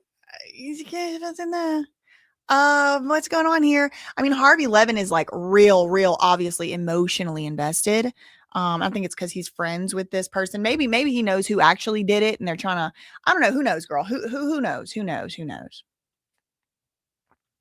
Police say we're going to present the case to the DA. The DA's had the case for 5 months. What do you mean present the case? Right. That makes no sense when you listen to what the police are saying. The DA has had this case. They're the ones that made the decision to go to the grand jury. Right. So I do see what he's saying. I agree with that part. Is the DA doing this? I don't know. And that's my question deciding too. Apparently to file charges rather than to get an indictment. So there could be several reasons. The one that comes to mind is that a grand jury indictment gets very specific as to why they're indicting. Oh, okay. And it may be based on the evidence that was presented that the DA is concerned that based on the way the grand jury would indict, it would leave a wide door open for the defense to come in and say, yep. This is a deficient. So this is actually making me feel a little bit more confirmed or validated in some of my suspicions on what I have a few different suspicions on what it could be. They can't all be true. But I have a few different, okay, so the big question is why? Why did they do it this way? They went through all the trouble of the grand jury and they didn't just do the grand jury way. One reason is there was not even an ask to indict him on these charges. Another is that maybe it was just an investigative grand jury. Another possibility Harvey Levin just brought up is a similar one to what I had said earlier. It's like, if you go to a jury, a grand jury, or if you go to a regular court trial, right? And as a prosecutor, you bring murder. And murder requires the requisite mens rea. It requires malice aforethought. It requires you meant to murder them. You knew that they could die from the thing you did, and you did the thing anyway on purpose. So It's hard to prove that. What if the prosecutor originally brought homicide or murder to the grand jury, but then what came out at the grand jury hearing and proceedings was maybe David's lawyers are going to be able to say that he was fill in the blank defense. Maybe he was drunk. Maybe he didn't actually kill her. Maybe he has an alibi. Maybe he, whatever, you know, and it's like, all right, well, if we take that, if we asked the grand jury to find that David did murder, but actually, I don't think they're going to say that he did murder, because if he did like manslaughter instead, or, you know, some lesser charge than that, the grand jury cannot say, oh, but he did do this lesser charge. You have to specifically, it's kind of like, you know, when you're playing pool and you're hitting the 8 ball at the end and you have to call the pocket. It's kind of like calling the pocket. Like if you make it in for anything else other than that pocket, you didn't make it. You, whatever. I don't know what happens. You know, I'm not a real good pool player, but like, it's like when you say before a grand jury, hey, I'm going to keep you from your job. I'm going to keep you from your, you know, what the things you have to do. We're going to have you here for at least 30 days. Somebody said 100 days. And we're going to prove David murdered. But then by the end, it's like, maybe David had something to do with it, but I don't think murder. Then the grand jury is not going to indict him. So instead of saying, hey, grand jury, please indict, knowing they're not going to, or knowing that it's not clear, you didn't really make murder that clear to the grand jury. Maybe you got some other evidence now that you didn't have before the grand jury, something like that. Right. They might want to do murder instead of which premeditation, like the grand jury doc showed. Right. It may be that they had gotten too specific, or they had pled, or they had tried to get David for something too lofty, too difficult. Maybe they tried to get him for capital murder, like, you know, death penalty murder, whatever. You know what I mean? Okay, interesting. Rachel Marie said it could be something else. Maybe they were still working on the grand jury process and they needed to clamp down on David because he might flee. She said the house he was living in was recently listed as being available to rent in a few weeks. Maybe they thought he might try to flee. That there's some merit to this theory, because what did the head of the robbery homicide division say about David? We had kept tabs on him. But when we finally had the probable cause to arrest him, that's when we really started diligently following him. There could be something to that. This grand jury process, like Kadisha Lynn said earlier, could just be dragging and dragging and dragging. And it's like, okay, he's about to do something. He's making moves. I still strongly believe they probably put him in a rehab or some type of treatment center for like 30 to 90 days after the whole incident. So I think he was probably, you know, away for a while.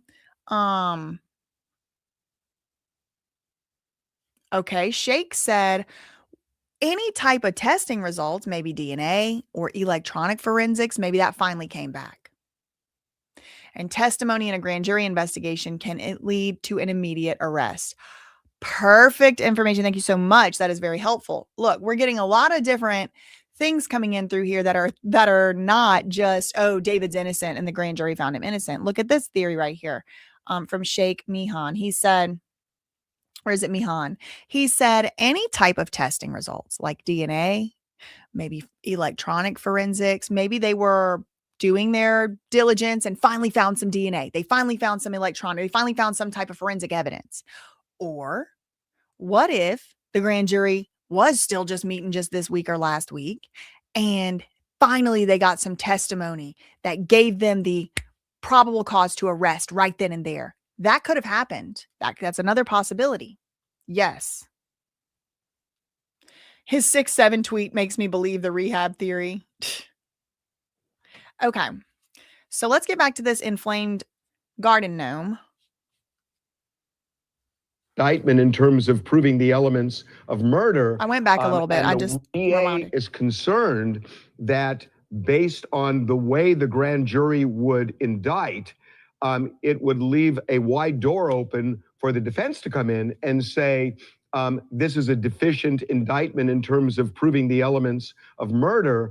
And the worry might be that a judge might dismiss the indictment. And I can't. Okay. And somebody said, why would that indicate rehab? Sorry, I'm old. Okay, yes. I think this is actually a good point, bears a little bit of explanation. So when Diddy is the first, I keep going back to Diddy because first of all, it was just last year that we went through that whole trial together. And it's the first trial that I personally ever followed so closely from the beginning to the end all day. I was watching what was going on. I was reading almost all the documents, or most of the documents. And I learned a lot. I learned a lot about how these celebrities hire these extremely, better or worse, talented lawyers who know what the hell they're doing and they know how to operate this system. So what did Diddy do after the Cassie tape came out? And that same thing, he relied on at trial to mitigate his guilt. Diddy went to rehab. He blamed all of his actions on that tape on being drunk and high, and I was messed up, and I was, I went to rehab and I sorted my life out, and now I'm a counselor. So when you're kind of like already facing criminal charges, these celebrities often will go to rehab. And Britney Spears, that's a story that's being told about her right now. Now, it's up to you whether you believe the mainstream story that's ever being told about Britney Spears, but she too has entered into a rehab. And what's being reported is the reason she's done that is because she has a pending DUI case coming up. So a lot of times these celebrities will be put into rehabs against their will, but sometimes they'll be put into rehab because they want to mitigate their guilt in a criminal proceeding. Bam Margera also went to rehab instead of jail, at least on one occasion, possibly multiple occasions. Amanda Rabb, we know, went to rehab instead of jail. And so if you had a dead body found in your front trunk, and you want to say, maybe they know so much more than we know, but let's say a lot of people have been speculating that Celeste Rivas Hernandez had a death that was caused by substances in the O+D department. Maybe there was an O+D, but maybe David was there doing the same substance there, and he was just so messed up that he had to chop her up and put her in the trunk. Whatever. I'm just saying hypothetically. Oh, I was drunk. I'm going to plead not guilty based on temporary loss of my mind or whatever. So that's kind of why I thought David was in a rehab. Another reason why I thought David was in a rehab is because he was so chronically online. Like I think he had an online internet addiction, and everybody was looking at what he was doing, especially in those first few months. He would log on to Fortnite, people would know, people would make videos, people would get thousands of views on the videos. He would like a thing on Facebook, he would like a thing and people knew. So what's the easiest way to keep a chronically online internet addict offline? Take away their electronic devices and all access to it. There's only a few conditions that you can do that under, and rehab's one of them. You voluntarily enter into the rehab, but then once you in there, they take your stuff. It's just, I'm just speculating on some of the reasons why I think he went to a rehab. I do think that I've gone over that theory before, but that is one of the reasons. We are all prone to internet addiction. Absolutely. Sometimes you do have to take a break. Apparently, it causes withdrawal as well. I recommend, not that I'm an expert or anything, but if you have internet addiction, you're trying to break your internet addiction or any addiction at all whatsoever, you got to get out of the environment you're in. You got to go somewhere else, preferably warm and tropical if you can, but not Florida because they might put you in the Baker Act over there. Blair Burke said David was not the cause. Exactly, FloJo TV. That's why we did that whole linguistic analysis of Blair Burke's statement with the joint statement with the other lawyers earlier, because I said it then. It is just as important in these statements as what these lawyers don't say as what they do say. What they don't say is just as important as what they do say. And what she didn't say was David didn't know how the death was caused. What she didn't say is David was not even aware. What she didn't say was David didn't dismember her. But again, he wasn't arrested for dismemberment. He was arrested for suspicion of murder. So we'll see. Florida, come here on vacation and leave on probation. Period. I ain't going over there. I'm scared. Scared of that freaking place. It does. It's so real. Florida cousins catching strays. Hell no. No, I love the Florida cousins. I'm here for the people.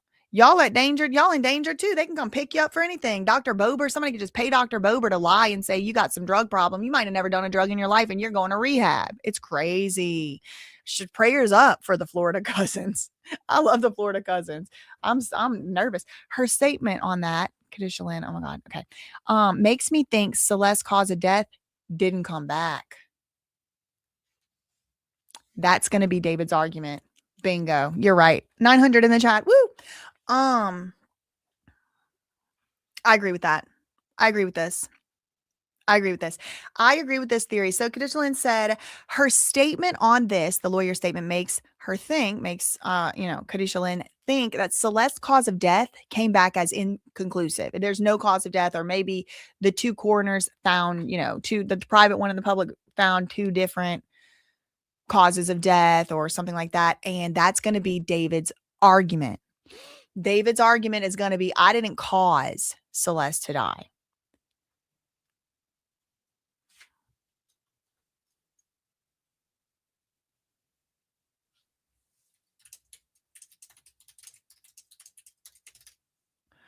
Hold on. I need to turn this on. Okay. I checked. The medical examiner case is still sealed. Okay, good to know. And opposite of what Harvey is saying, someone gave testimony knowingly or not knowingly. That was good enough for probable cause arrest. This is more than likely his parents or brother. Okay. The Kadisha Lynn theory does add up also with what Harvey Levin is saying. Like, if there is any truth or any merit to the theory that Harvey is friendly with David's attorney, maybe he's kind of like pushing a fluff angle for David's attorney, or he's the mouthpiece for David's attorney. Harvey is saying that as well. Like, he thinks they were having a hard time finding the cause of death. Remember, the cause of death is sealed from the public. We don't know what her cause of death was, and it's unclear if there ever was one determined, if there ever was a cause of death determined. So, I do think there's something to that. That's going to be David's defense. He didn't cause her death. So they better charge him with chopping her body and concealing a murder or something. That is the problem. Yep. That is what it is. That is the problem that the prosecutor does have. Harvey Levin started this video by saying, I think the prosecutor is having a problem prosecuting this case. I do think there is something weird going on with the cause of death. She was dead for so long. And in California, for whatever reason, just having a dismembered body in your car is only a misdemeanor. He's going to say there's no cause of death, so basically prove it. And that's scary. I really hope not, but I got a feeling. You know what? This is one of those situations where I'm reminded that, like, what was it? Al Capone went to prison on federal tax charges or whatever. Like, sometimes you got to just get people for what you can get them for. If there is no legal mechanism in place that makes someone have, be in trouble for knowingly having, and I don't know if he was knowingly or not, having a dead body of a missing teen in their car, then that legislation needs to catch up, obviously. But the cops said they had an airtight case. There also is all this stuff having to do with the inappropriate relation with Celeste because she was so young. Not only was she under 18, but the law actually recognizes these types of crimes as the law. Okay, I'm not saying I believe this. I'm not saying this is my opinion. Actually, I will just go out and say it's not my opinion.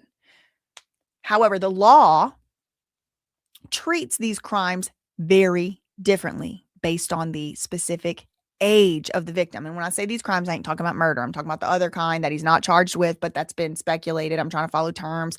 But, like inappropriate relationship. If somebody is 19 years old, the adult, and the child in the situation is 17, even if the age of consent in that state is 18 years old, sometimes the 17 and the 19 won't be charged because the victim and the perpetrator are so close in age that they call those Romeo and Juliet laws. Now, there's all kinds of different configurations here, but pretty much universally, all of the states treat it very differently if the victim is under a certain specific threshold on this chart, if you know what I mean. So let's say 13 and under, 12 and under is a certain category. Then there's like maybe 14 and 15, and then or 15 and 16, whatever the case may be. You can get actually in a lot more trouble, not you, but a perpetrator, a criminal can get in a lot more trouble if the target is 11 than if the target is 17. And particularly whenever the acts actually occurred. Now, of course, I'm assuming this is exacerbated, at least in some states, when the child is like a missing kid, because you're now harboring, maybe it's like kidnap. So are they trying to come up with other stuff beside murder to get David on, and that they maybe didn't bring before the grand jury because they already just knew they had that evidence? I don't know. I don't know. It's not completely lost, though, Kadisha Lynn said, because I do think they are going to everyone close to David to get them to talk. Also, there are cameras, and all the circumstances do add up and can still be a powerful argument. Agreed. I think if they bring a murder charge against David, they ought to also bring a couple other ones, but that would, of course, have to be based on evidence. And we really, truly, as the public, don't have that much evidence.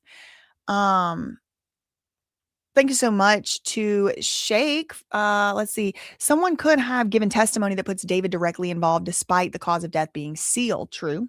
That's totally true.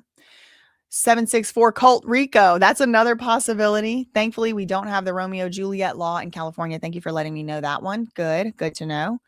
I don't know why we're hallelujahing, but yes, hallelujah indeed. Okay, let's watch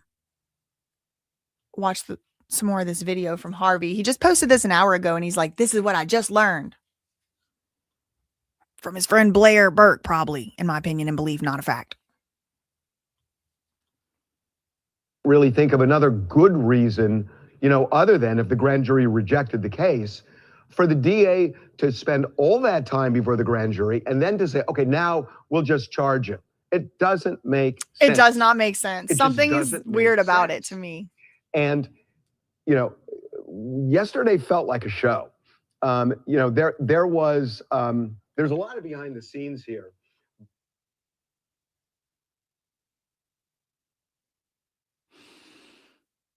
The irony is not lost on me that this man is sitting on a television production set, acting like it's the news, saying that the arrest yesterday felt like a show. Girl.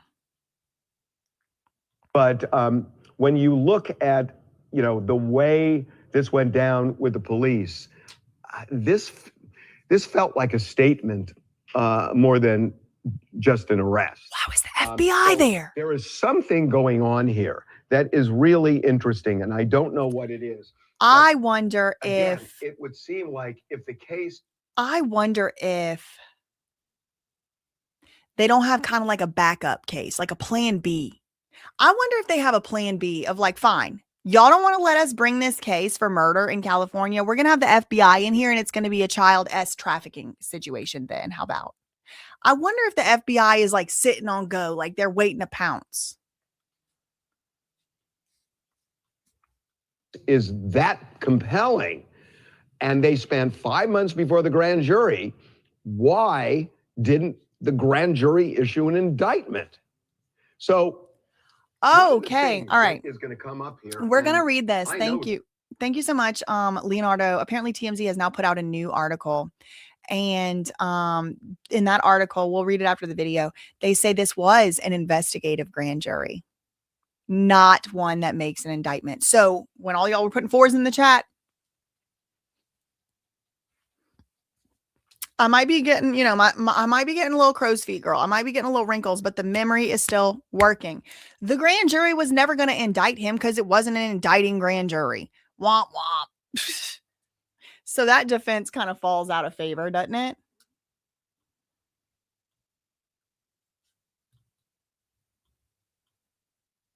this is Yes. cause of death. And Yes, we Shake. know that The FBI was on the scene. There was a guy, at least one, with an FBI camouflage bulletproof vest. He had on like a tactical freaking helmet. He was holding stuff and he was huge. He had tattoos all down one arm and it looked like G.I. Joe. I'm like, what is this federal officer doing here? This is a California case, is it not? Yep. FBI was there. Yep. Just noticed in this stream. And you know who posted pictures of the FBI being there? The actual LAPD. Why was the actual LAPD posting pictures of this arrest at all?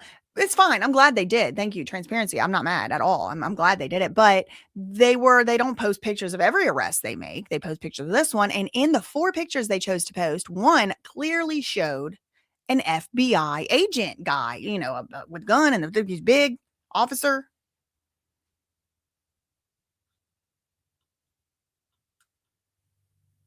the defense is saying he did not kill her, and that they are going to fight that. Cause of death is going to be really important. We know, based on contacts with people connected to the medical examiner, that they had a tremendously difficult time with this case, that it was very difficult for them to establish cause of death. Frankly, we do not know to this day whether they have actually determined, is it accidental? Is it homicide? Right. We don't know what they've said. We don't know. And I bet you he knows. I think the DA at this point must know. But there was a real fight going on, between authorities over this. Yeah. And even if they determine cause of death is homicide, everything, and I don't know that they did, but everything leading up to it that we were told is that they may never be able to determine cause of death because of the state of the body at the time they got it. And that does not bode great for the prosecution because they have to prove murder. They have to prove homicide. It's hard to beyond prove. a reasonable doubt. And if the medical examiner has an issue with how Celeste Rivas died, that's a problem for prosecutors. So, look, I don't know what David did or didn't do. My sense, based on everything we've been hearing, is he knows something, I believe, about why her body ended up in that trunk. Yep. I think so too. Based on everything we're hearing, I think he knows something about that. Me too. But that doesn't mean that they have proof that he killed her. And there could be many scenarios as to how that happens. It's the DA's responsibility to prove the scenario that he murdered her. Yeah. And I am telling you that when you look at this, I've been talking to He is telling seasoned criminal us. defense lawyers, and they are baffled by this, that why they would arrest him this way, and then say that they're going to present it to the DA where the DA already has it, and the DA is going to charge him when they were pursuing an indictment for all these months. There's something odd here that has not come out. To be continued. To be continued indeed. Okay, so someone is saying that there was a new update about this investigative grand jury thing. Let me see.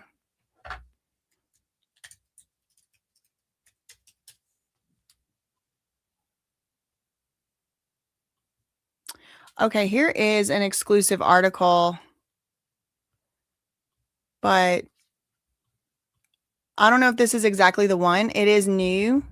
So, or to me, I haven't read it. I haven't read on the stream. So let's see what it says. It says, David arrest suggests problems with murder case. Again, y'all, I'm seeing the Sean P. Diddy Puff Daddy Combs problem. I'm predicting it. Okay. Charging somebody with murder when you don't even have a cause of death is very difficult.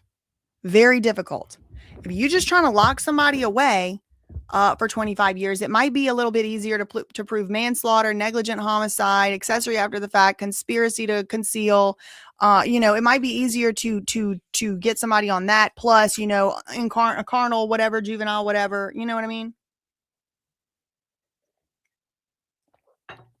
In the same way, it is very difficult to charge a music entertainer and mogul with RICO when they're basically, could be ways to explain some of the stuff. There really wasn't a large drug trafficking organization. There wasn't a large one. There wasn't a lot of money, like millions of dollars trading hands over it. Like, the person's not making a lot of money. Now, I stand very firmly, and I do believe on a technical grounds of like, technically, did Diddy do a RICO? Technically, I believe it. They did prove that. But the jury does not agree with me. The jury said he did not do RICO. And one of the reasons is because charge somebody with RICO is a big deal. It's like a very serious, not only are you in a gang, you like led an organized crime syndicate, and it has to be across state lines. And it's like all this stuff. It's like if they would have just gone after Diddy for, whatever, I don't even know. I mean, a Monday morning quarterback is always easy to look in hindsight, but the real reason that he kind of only ended up getting what most consider to be a slap on the wrist compared to what he was facing, which was life in prison, is because they kind of like went for the jugular. If they're going to charge Dave with a murmur, that's going for the jugular instead of carnal knowledge, this, that, harboring a child, whatever. Again, I'm not saying he did those things either. I don't know. Innocent until proven guilty. I'm just talking about the different things that we have seen. This economy is so bad that we all got all this time to watch. Stop. Ooh, girl, he definitely was kicking it with Miss Rico. I mean, look, we got to be careful what we say, because he did get not indicted. What's the word?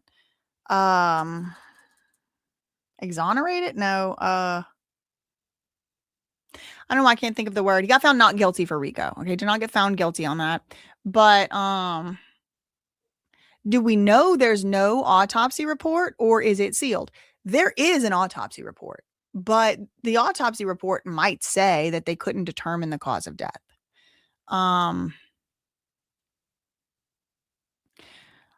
Christian said, I'm really wondering how or why were they just trying to go a step further than just murder, and was trying for premeditation, like first degree, second degree. Like, what do they have? Because that's even harder to prove.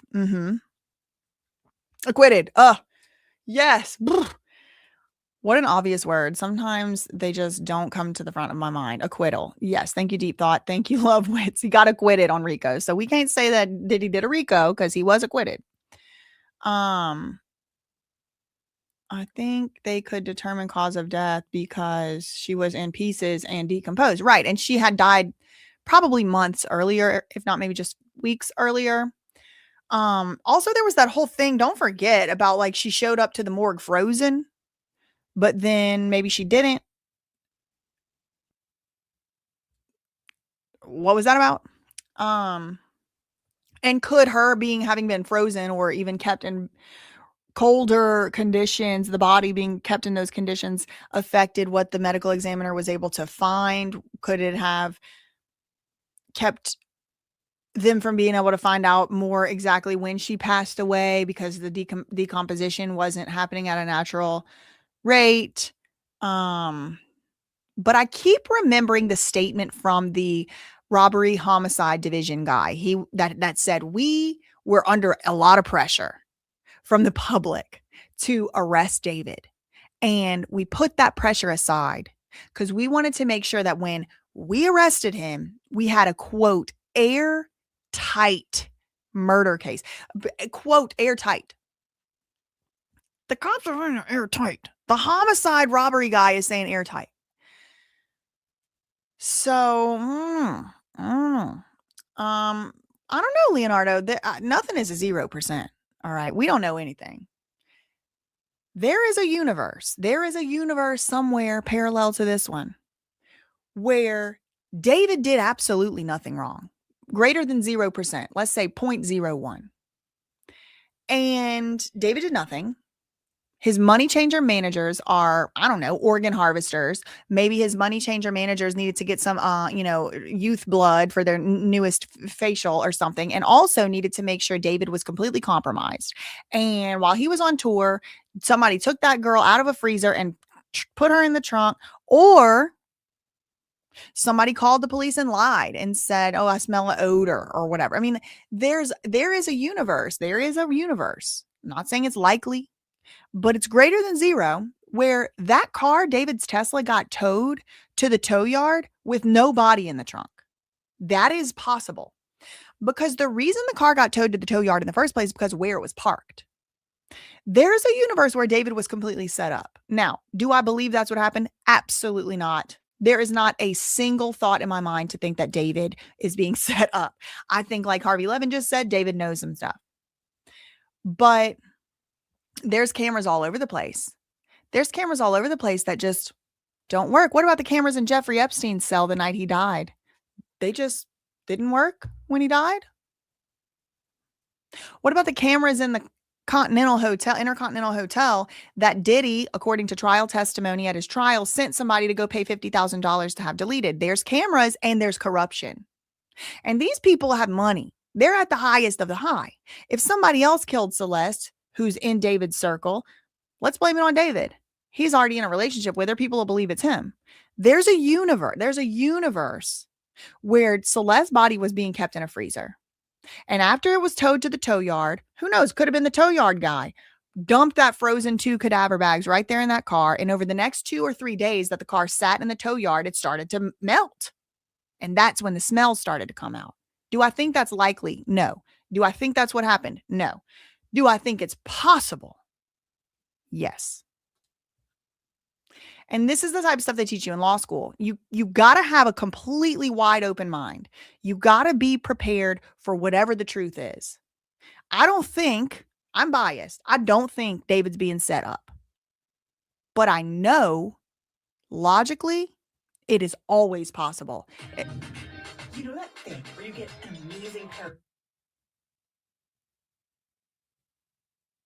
Anyway. Thanks so much to Venus for the 1999 super chat. And Celeste missing billboards were on the interstate in Nashville in 2023. Thank you for that, 1999. What do we have here? It is possible. Probable? I don't think so. Possible. Greater than 0. I would say greater than 0. Okay, back to this article we were reading. A law enforcement source. So this came out 30 minutes ago, this article. Oh, wait, hold on. It came out. Yeah, it was updated 30 minutes ago. It came out about an hour ago. A law enforcement source tells TMZ. Okay, so they have a source in law enforcement. Breaking news. This was an investigative grand jury. Woo, girl. Right as y'all were putting 4s in the chat, TMZ was publishing this. This is not a grand jury that could indict. So we had a huge question burning through all our minds just about an hour ago. And in the last 30 minutes or whatever. Why didn't the grand jury indict? The grand jury didn't even have the possibility. They weren't even able to indict David. They were not an indicting kind of grand jury.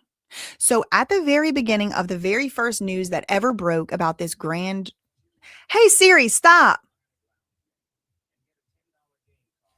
Why does it keep playing? Am I hacked? Is it Diddy Demons? Oh, it's 2024. Okay. I wonder if David was tipped off that he was getting arrested ahead of time. Blair Burke was on the scene of the arrest. Right. So this was not a grand jury. Okay. So why do we care? Well, first of all, it's weird. Why did the prosecutor spend all that time getting all those witnesses and all that and didn't get the grand jury to indict? But second of all, David's lawyers are using that as his defense already in the media. They're like, he didn't even get indicted by the grand jury. No shit, stupid ass. They can't indict, and she knows that. These lawyers will say anything. Like, you really got to be careful with these money changer ass lawyers because they will say anything. And most of the time, it's technically true. He didn't even get indicted. Okay, well, you're leaving out some important context. If she would have typed that as a status on Twitter, definitely would have gotten community noted because she was missing some extremely important context. And thankfully, in just about an hour or two, TMZ went on ahead, even though that's their friend over there, Blair Burke, according to what people have reported, undermined her a little bit with this little exclusive. This was an investigative grand jury. This was not even the type of grand jury that is designed to indict. But why did the LAPD say they were presenting the case to the DA on Monday if the DA was already in charge of the grand jury investigation? Well, like Shake said earlier, because the cops can arrest based on something that was said in the grand jury investigation. This could just be the process. This is starting to make a lot more sense to me than it did in the beginning. David's arrest was dramatic for sure, but there's something underlying it that seems, or that screams, something is up with the prosecutor's case. It may not be as solid as people think. All right, here comes the propaganda. Let's hear it. The LAPD arrested David late Thursday. Okay, well, it may not be as solid as people think. Meanwhile, we have the police saying we didn't arrest him until we had an airtight case. It took us months because of that. We knew y'all were going to say that the case wasn't solid, so we went ahead and took a few couple extra months just to make sure that it was solid. Because so when TMZ and the likes starts to try to shift public perception and perhaps influence a potential jury pool, no, it's airtight. The LAPD arrested him late yesterday and quickly put out a statement that they would present the case to the DA on Monday. But here's the thing. The DA's office already has the case. They had it for months. Deputy DA Beth Silverman has been presenting evidence to an LA County grand jury since November. And it seemed by all accounts, this was more than an investigative grand jury. It was a grand jury convened to indict David. If the grand jury heard all this evidence, wouldn't it make sense for it to indict? Yeah, but it wasn't. It wasn't. They're so stupid. They must have written this article and then they updated it with just this top. Yeah, they updated it with just this. That's interesting. So this whole article was written up from the perspective of, why didn't the grand jury indict? Why didn't they indict David? Well, she has the case already. Why didn't they indict? And then they talked to a law enforcement source, and the law enforcement source, like, because it was not an indicting grand jury, like we already tried to tell y'all like months ago, you and Mark Garagos were out on delusion limbs, out on a limb of delusion, saying that it was an indicting grand jury. It never was. They always told TMZ it was not an indicting grand jury. The whole theory that it was a real grand jury that could indict, like a full grand jury that could indict, came from Mark Garagos, which is apparently, from what it appears to me, Harvey Levin's business partner. Like, there's some pretty severe conflicts here, but pretty much all of us, including me, were kind of like, yeah, I mean, they've been doing this grand jury thing for so long. Maybe it is a real full grand jury that can indict. The cops are like, no, they never could indict. Like, this was probably always the plan. But it gives, TMZ something to talk about and act like something, is amiss. Thanks so much to Leah Misha for the $10 super chat. Congrats on reaching a new milestone. Love you, mean it. Thank you. New username used to be Tequila. Shout out to you. Thank you. Shout out to Mama Joe Gorms for becoming a new member. Thank you so much. Thank you to Kitty Aki for becoming a new member. Thank you so much to Create and Evolve for becoming a new member. Thank you to Amber for the $20 super chat. 800 in the chat. Now we're over 900. Thank you to Obsidian for becoming a new member. Thank you, Darcy Diamond, for becoming a new member. Thank you to Venus Envy for the $19.99 super chat again, and also for the $9.99 super chat. That year, David was performing in Nashville at the Continental Park. Oh, that's interesting. Thank you for the $9.99. Venus Envy said over there in Nashville, there was missing persons posters for Celeste in 2024. And around the same time, David performed in Nashville. Good to know. Thank you to Katie for the $5 super sticker. Thank you.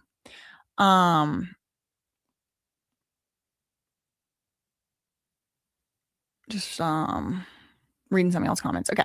So back to this article that they had to update just 30 minutes ago. Saying the case would be presented to DA doesn't make sense. The DA had the power to file the charges, then arrest David. No, they didn't.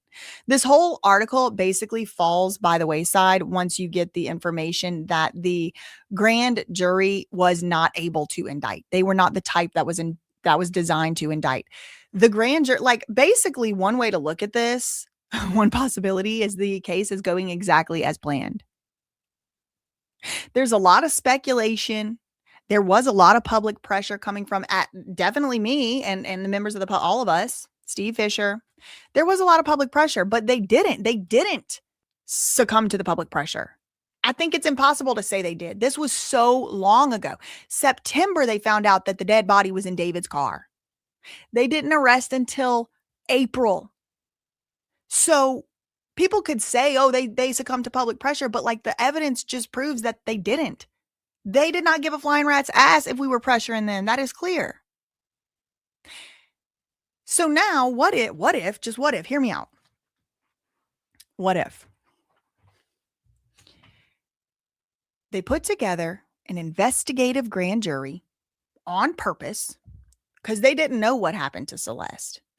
What if they found this decapitated headless body and they were like, what the hell just happened here? And they just didn't have enough information to figure it out. And what if they put together this grand jury that's for investigating what happened on purpose? And what if they did, in fact and indeed, investigate with the investigative grand jury? What if, in fact and indeed, they subpoenaed people? They got them on the stand. They got certain witnesses in, maybe did plea deals, maybe did Fifth Amendment, maybe did, whatever. Argued with parents in the Texas courts. What if this is just how long it took? What if? It never was an indicting grand jury because the prosecutor never wanted to have an indicting grand jury. Because why? Because when you start out, you have to say, I think David murdered Celeste. Remember that 8-ball, the call the pocket analogy from earlier? They weren't able to call the pocket. All they knew was there was a dead body in a famous guy's trunk and he was on tour. So what if this whole thing was just to investigate? What if it is true that they weren't able to ascertain the cause of death and they needed to investigate how she died? What if?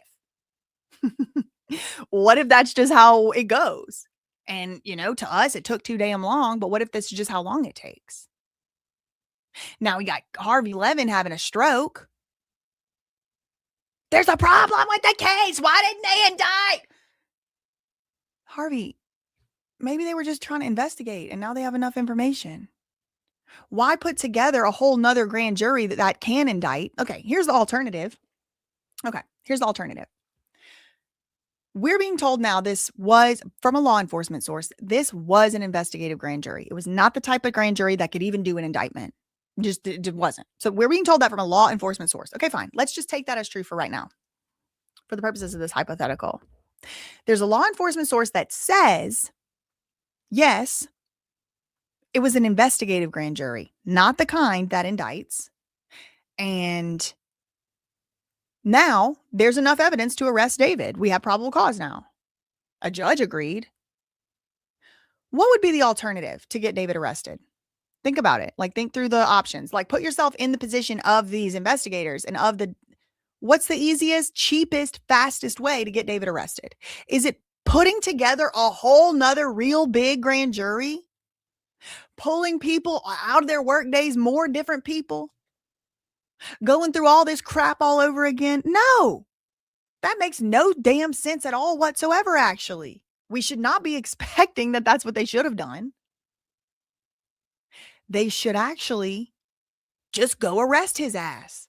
They should go the fastest, cheapest, easiest, most efficient way to save the taxpayers' money. Why would they put together a whole nother grand jury to indict David when there's a full other path to arrest David?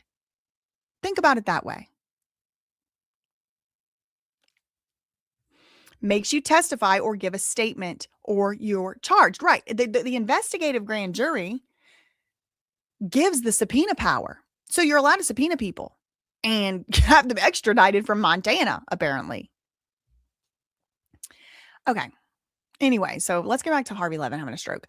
One thing is clear because death may end up being the centerpiece of the trial. Nothing is clear about this.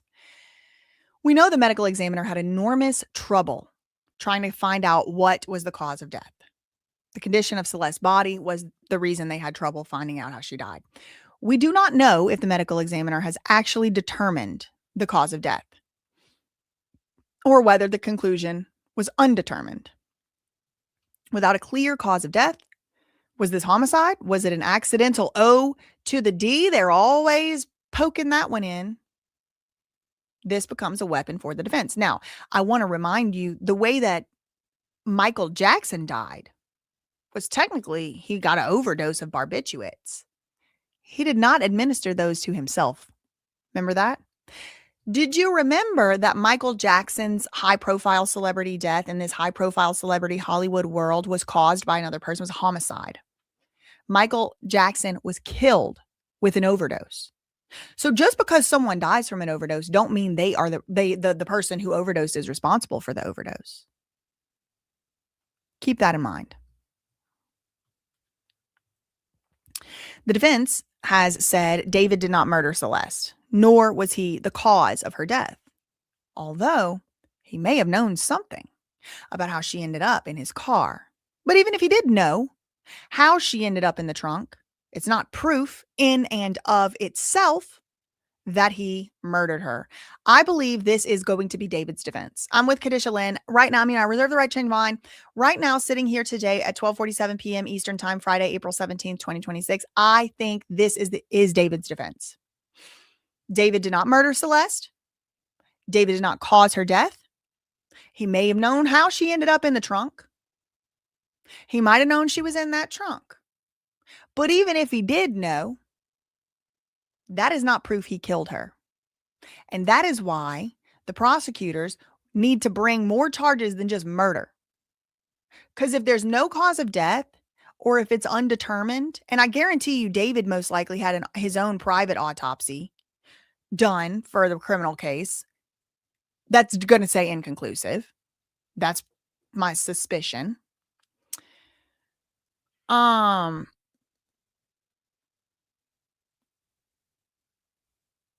His doctor should have gotten life. Okay. I do have more links. Let me pull those up. New York Times wrote an article. They did a big old write-up this morning. They said the title is The Lurid David Case and the Fervid, Lurid and Fervid, and the fervid hunt for details. A teenage girl went missing. The police found her remains in a musician's car. Then the Los Angeles media machine got to work. Oh, I haven't read this article, but I am excited for it. A teenage girl went missing. The police found her remains in a musician's car. Then the Los Angeles media machine got to work. We were just talking about that media machine, Harvey Levin, how they all know each other. Ever since the police found the decomposed body of a teenage girl named Celeste Rivas Hernandez in a car belonging to David last fall, online sleuths, oh, that's us, oh, that's me, whoops, have saturated the internet with theories about the case. And I'm not sorry about it. I'm not going to apologize about it. I'm not sorry about it because I'm concerned about the fact that little girls get abused and exploited over there in Los Angeles. I saw one right on Twitter getting abused, criminally exploited, criminally abused, and it was on Twitter. Illegal content of this little girl was posted up. And I'm not going to name her name, but I called the police and the LAPD, and you know what they told me? They don't do internet crimes. I said, this is a little girl in your jurisdiction. You are responsible for protecting these children. You do it. What do you mean you don't do internet crimes? What are you talking about? So I, for one, I'm not sorry for saturating the internet with theories. I do try to be very clear when things are just theories and not proven. Everybody is innocent until proven guilty, but I'm not sorry about it. We have a right to talk about issues of public concern, and the same exact right that we have as online sleuths to talk about issues of public concern, the same exact constitutional protections that protect my right to do that and protect your right to do that, the same exact constitutional protections that the New York Times operates under. Same exact ones. The freedom of speech, the freedom of the press, the freedom of expressing yourself publicly in the public forum, the freedom to talk especially about things that are matters of public concern, public importance, death and life, mental health, child abuse. These are things that we all have the right to talk publicly about and to speculate about with theories. So I don't know if they're trying to say that this was bad or something. I don't know if they're trying to say like, oh, these online sleuths saturating the internet with theories. Bitch, it's been 9 months. What? September, October, November, December, January, February, March, April. It's been 7 months. We were supposed to just sit here like, la, la, la, hope this little girl gets justice. No. The local news media. Okay, so now we're not talking about online sleuths. We're talking about the local news media. This is a New York Times report that came out just a couple hours ago. The local news media reported that police viewed David as a suspect, but the authorities did not confirm that. TMZ, Los Angeles's scoopiest celebrity news outlet, published dozens of updates about the case, including items on security camera footage, TikTok comments, and the musings of one of the teenager's former boyfriends. Okay, so TMZ is looking at TikTok comments, former boyfriend. I didn't even cover this. Put a 5 in the chat if you noticed I didn't even cover that ex-boyfriend. I didn't even show his I didn't even cover it on this channel.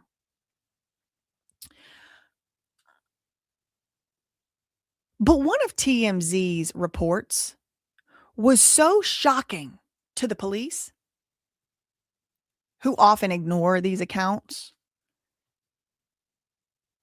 that the cops felt compelled to publicly bat the theory down. Quote, Celeste's body was not frozen. Captain Scott Williams, who leads the Los Angeles Police Division in charge of the investigation, he said late last year she was not decapitated. The whole frozen thing doesn't even make sense. Well, here's the shocking part about that. She was decapitated.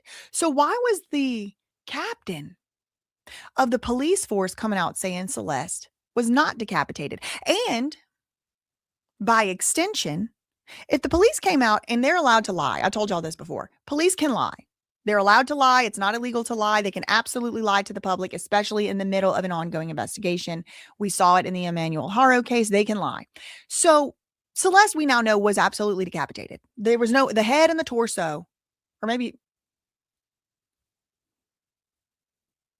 Now I'm confused. Was she decapitated or was the head still attached to the torso?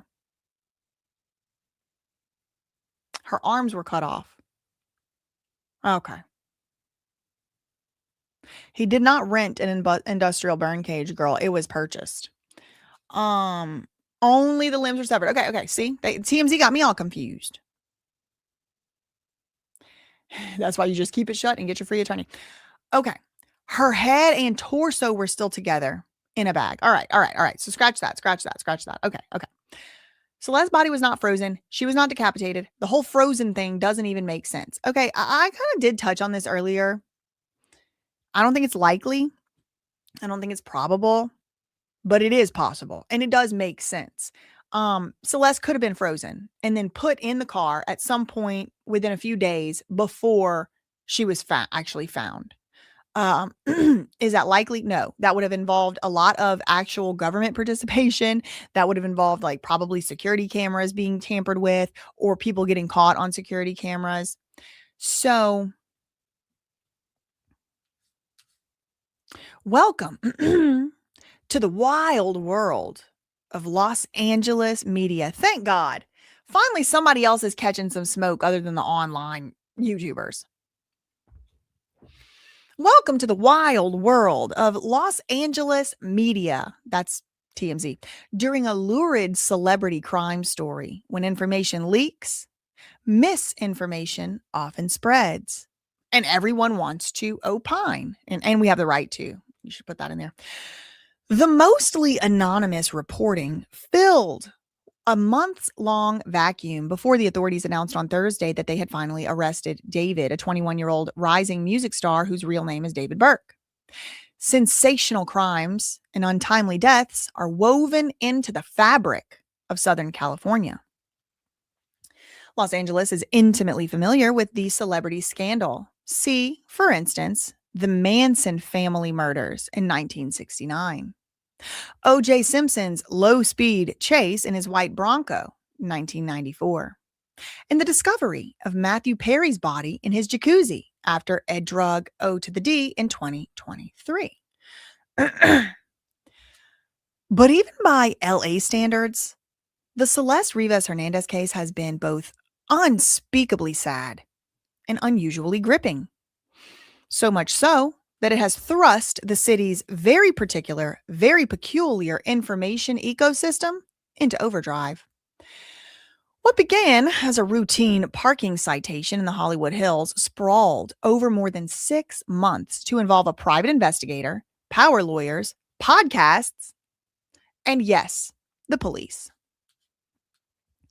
This case, they got Mark Garagos. I told y'all we need Mark Garagos on the scene. He's always just lurking right in a bush. That might have been him getting the footage yesterday. Mark Garagos, who is the father to one of Diddy's lawyers, so we're still in the Diddy land by proxy over here. The case is the quintessential LA story, Mark Garagos says. He also had represented other high-profile clients himself in Los Angeles, including the Menendez brothers. He said this is the intersection of celebrity, intrigue, and murder. From the beginning, the Los Angeles Police Department severely limited the amount of information it released on the case, essentially saying only a Tesla registered to David was towed to an impound lot on September 5th, after officials received a complaint that it appeared to have been abandoned. 3 days later, the authorities responded to reports of an odor at the impound yard. There, they found the remains of a girl in a bag in the Tesla's front trunk. Officials eventually identified the body as Miss Rivas Hernandez, and they said she had appeared to have been dead for an extended period of time. She was found after what would have been her 15th birthday, but she was obviously 14 when she passed. For months, Celeste's death was not considered the result of a crime. That is because the authorities repeatedly insisted that they could not definitively say whether a crime had been committed. And this was all just until the Los Angeles County Medical Examiner determined Celeste's cause of death.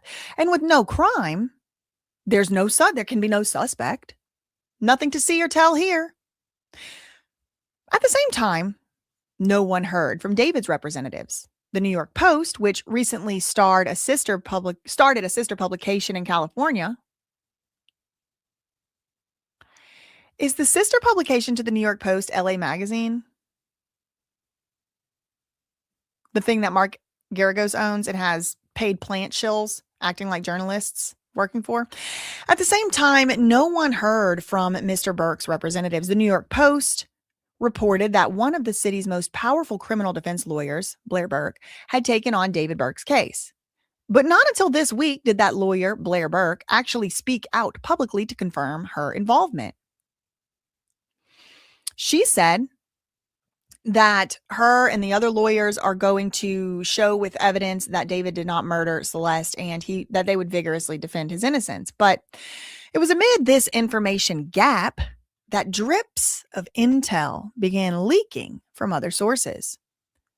First, a private investigator, this is Steve Fisher, hired by the owner of a Hollywood Hills home. Okay, so earlier somebody told me that David was not living in Hollywood Hills, and I was like, is that true? He was living in Hollywood Hills. That's what I thought, but the person told me that he wasn't, so then I was like, not so sure.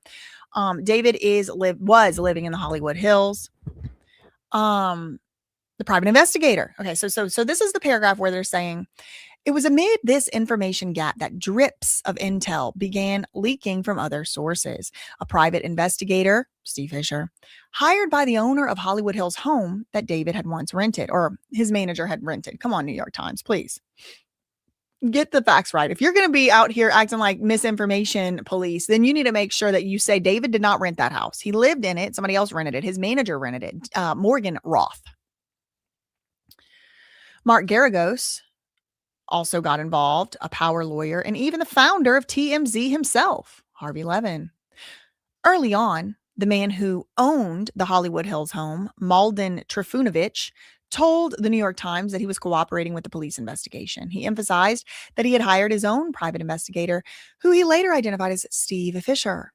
Mr. Fisher appeared on Court TV, News Nation, and other stations to discuss the case and to share some of his findings. He told local ABC affiliate that David's Tesla had been parked in a few different spots around the neighborhood, starting in May, before arriving in the spot where it was ticketed on July 29th. Mr. Fisher also said on his website that he had discovered who was driving that Tesla, but he never identified that person publicly. He said he believed that Celeste might have died as far back as February 2025. That's last year. The police have not commented on any of these assertions. That's interesting. The police came out to combat TMZ's assertions. They did not come out to combat any of Steve Fisher's so far, although he was summoned before a judge with like some weird sketchy like receipt paper to like go in front of a judge and talk about not talking in a grand jury this and grand jury that. He kind of faced some backlash, but the police never came out and disputed anything he said that I'm aware of. Other scraps of information were making their way to TMZ, which reported on David's tattoos, using them to suggest a possible connection between David and Celeste. Along with the Los Angeles Times, the TMZ also revealed the existence of a grand jury proceeding that was supposed to be secret. They were also talking about who was being called to testify and who was fighting the subpoenas. Well, that wasn't secret. That was not supposed to be secret. It was not secret. That was public record. That was in Texas. Again, New York Times a little dishonest on that one. And it or inaccurate. And it was TMZ. Not that TMZ needs me to come and advocate for it. Like the devil obviously doesn't need an advocate, but I just like the truth. And I like, if I know something to be true or not true, I don't like when they write it like it's true. Cause it's like, it was supposed to be secret. Who was fighting subpoenas? It's like, it wasn't supposed to be secret, stupid ass. Those are public documents. The New York Times should know this. And it was TMZ along with NBC Los Angeles that in November 1st reported that David was a suspect. So perhaps it should have been little surprise when Harvey Levin and Mark Garagos hopped on a TMZ-owned podcast to riff on the case. Mark Garagos does not represent David, but he has defended many high-profile clients, including the woman who pleaded guilty to having illegally provided ketamine to Matthew Perry, who was found dead in a hot tub. He represented her. The ketamine queen. Mark Garagos was her lawyer too. My God. He also owns Los Angeles Magazine, a complete propaganda spin push, which itself has written about some of Steve Fisher's more lurid claims. They like that word lurid about Celeste. TMZ has its own reporters, but Harvey Levin made it clear on the podcast with Mark Garagos. I have been on the phone personally on this one. Among the suggestions made by Harvey Levin and Mark Garagos was the relationship between the LAPD and the medical examiner had frayed, and a trip that David took to a remote area of Santa Barbara County. And those things could be key to the investigation. So the fight, the turf war, as it were, between the LAPD and the medical examiner, TMZ reported on that. And they also reported on this drive that David allegedly took to a remote area of Santa Barbara County back in the spring last year. It was newsy enough. It was a newsy enough podcast that the police put out a statement confirming that it did have evidence showing that Mr. Burke did travel to the Santa Barbara area sometime in the spring of 2025. And the medical examiner's office, in a rare public statement, did appear to confirm there was tension between the LAPD and the police. The LAPD and the coroner's office, or the medical examiner. Interest in the David case resurged yesterday when the police said that Mr. Burke had been arrested and was being held without bail, and that his case would be presented to prosecutors on Monday. They fit all that information in a 45-word statement. I don't understand what's the point of this article. What they trying to say? They trying to call out, they mad that Harvey Levin talks about tips and they don't, or what?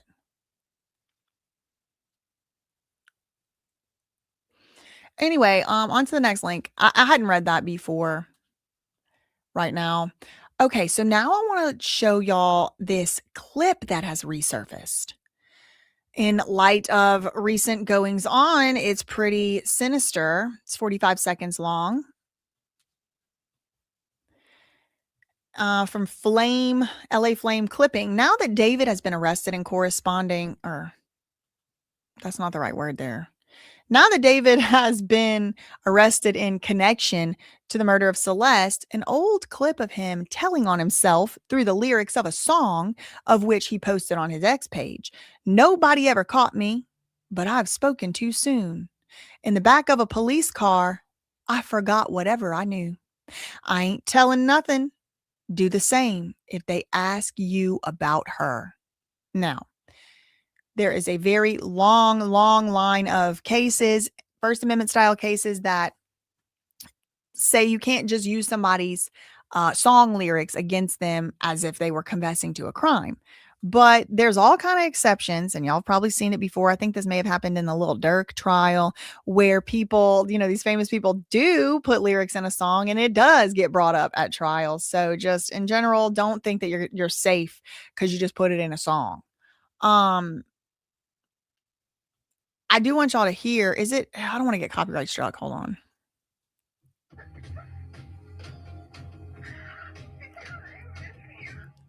That is crazy. Okay. This is crazy. I might get copyright claimed on this, but I want y'all to hear it.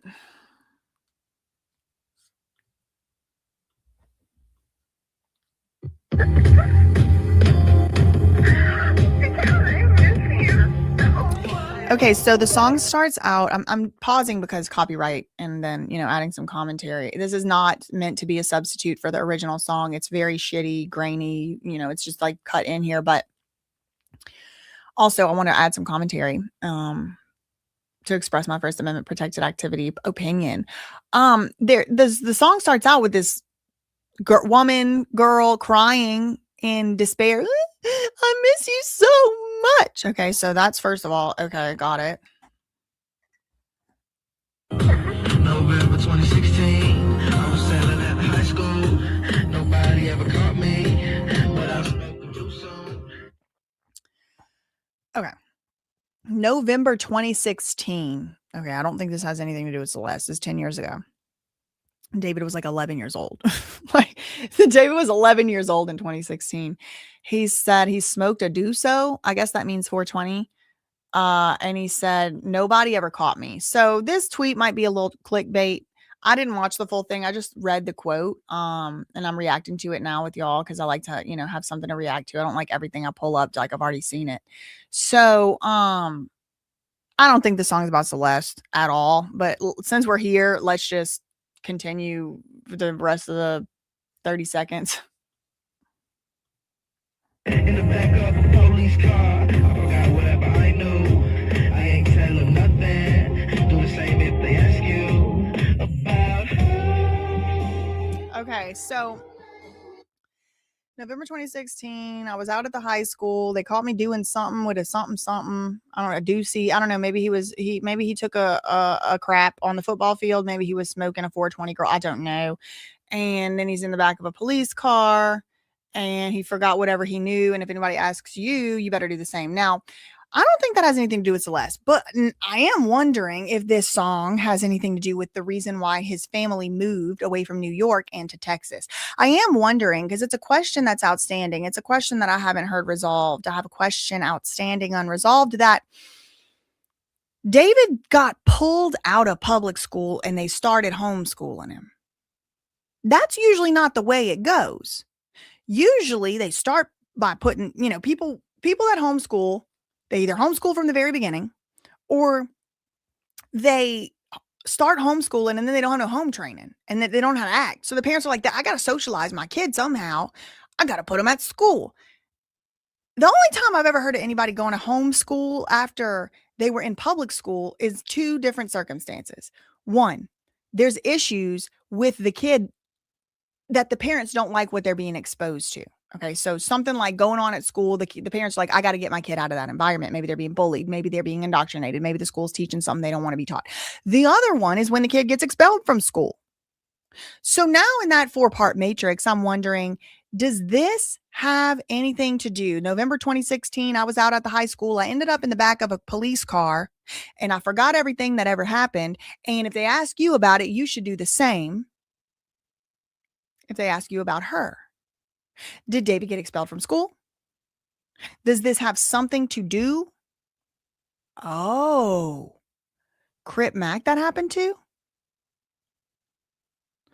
He had to move states because of his behavior. I've heard of people having to move from their school and go to a different school because of their behavior at school. They get kicked out of school. They have to go to a different district. A lot now, yeah. A lot of parents are now homeschooling in droves, but with David, this would have been about 10 years ago. His parents are very religious, so the homeschooling thing doesn't come out of nowhere. I do see, religious people very often don't like to send their kids to the public schools or whatever because it's they don't teach the Bible and stuff, or whatever's going on at the public schools. But the fact he was in public school in New York, and also they moved to Texas, and also he started to homeschool. I don't know what the timeline exactly is, but I don't know. I don't think this song has anything to do with Celeste, but I do wonder what happened. I've always wondered, and I have asked all the way back when I actually made a video. Low key, I'll let it flop on BJ Investigates, but I traced out from what I could David's origin story. And one of the big questions that I had in that video, in that investigation that I did, was why was David taken from public school and gone into homeschool? Because the way to hear him tell it, that was very, very traumatizing to him. It was very traumatizing to David. He lost all his friends. And little by little, he just kind of drifted apart from his friends. He no longer really was hanging out with them. And I don't think he really had any more in real life friends. The rest of his friends were on the internet. And it's why'd they pull him out of the school? I mean, there's probably reasons, but what are they? What are they?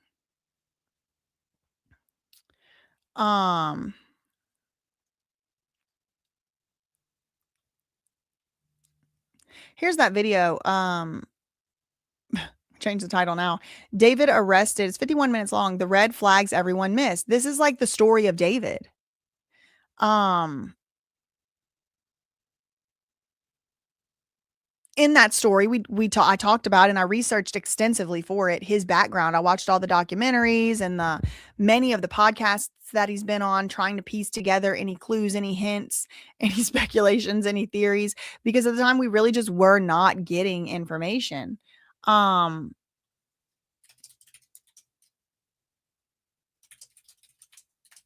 on.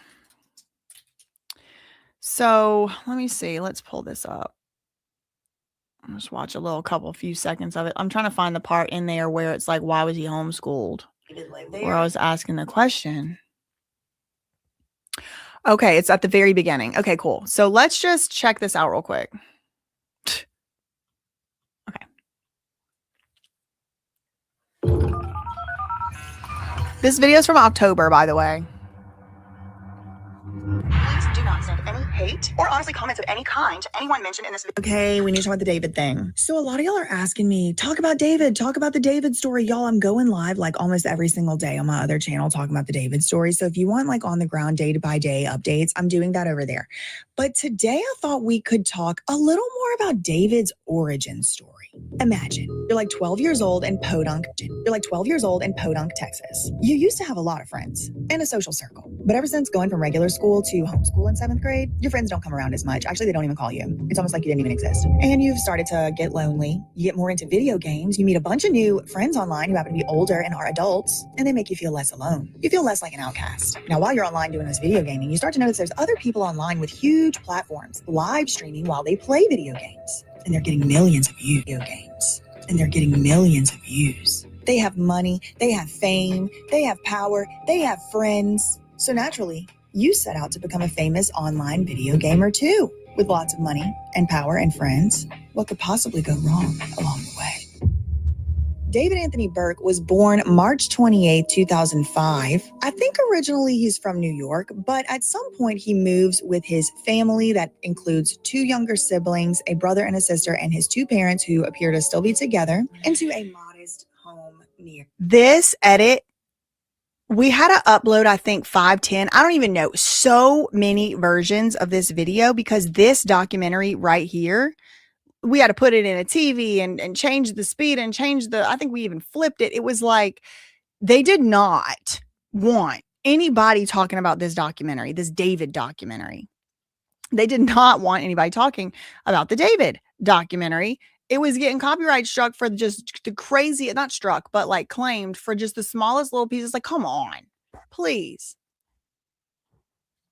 Or in Houston, Texas. Now, we do know that David went to regular school from, for some time, at least up until the 7th grade. So here's the school part. For some unexplained and inexplicable reason, his parents pulled him out of regular school. Oh, why? Homeschooling him. Now, we don't know exactly why he got taken out of regular school. I mean, maybe he did say it somewhere before and I just missed it. But what we do know for sure is this was right around the same exact time that, according to David, he heard his first song ever. Okay, it's not quite that dramatic, but pretty much. He said that until he was in about the 6th or the 7th grade, he had never heard a song that wasn't classical music or gospel.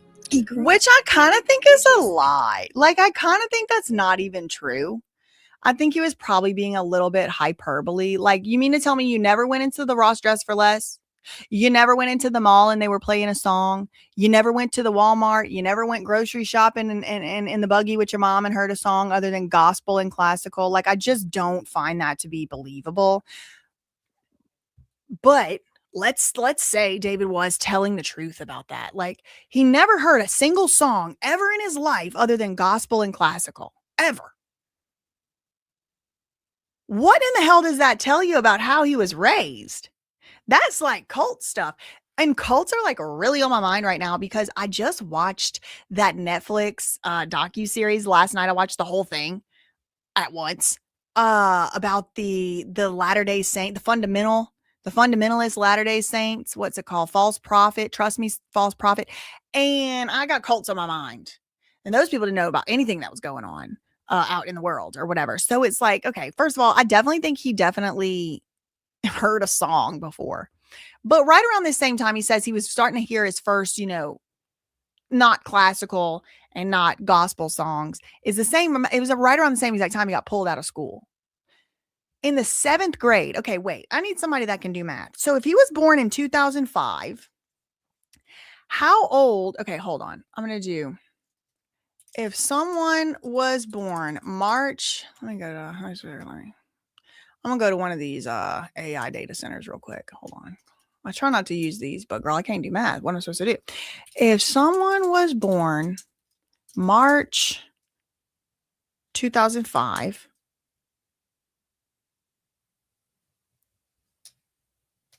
what year did they go to 7th grade? Or what year were they in 7th grade?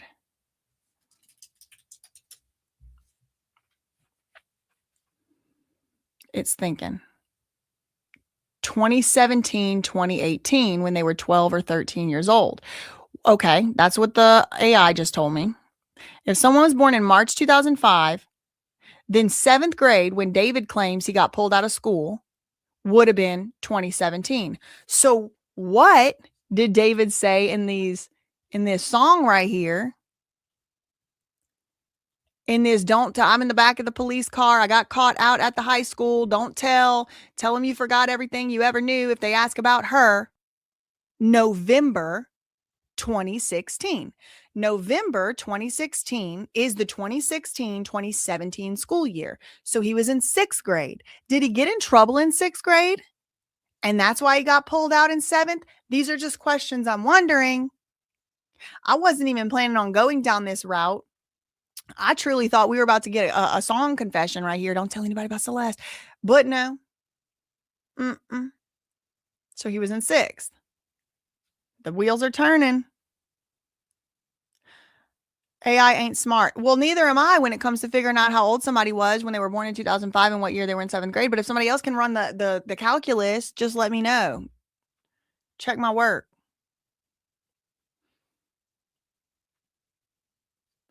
Anyway, so that video right there, it is titled David Arrested, the Red Flags Everyone Missed. If y'all want to go and check that out, it pretty much flopped. It only still to this day got 69,000 views, but it's the whole David origin story.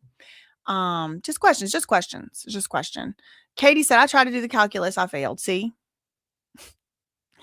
There's another video of him speaking about not getting indicted. Okay, interesting. I did not come across this piece of information in my research, but Master Death Hancock is saying David said his teachers were bullying him. To family took him out. He said so in interview. I never saw that. Maybe he did. I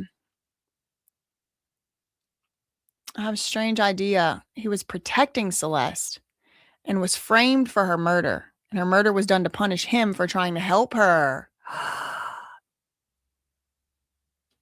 I've kind of had that, not thought like, oh, I think that's what happened, but like, I've wondered that.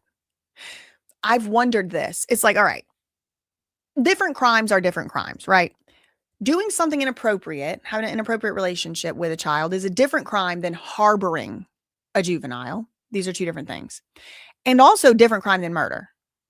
So what if David was doing one of those crimes? Maybe he was harboring. What if? This is a hypothetical.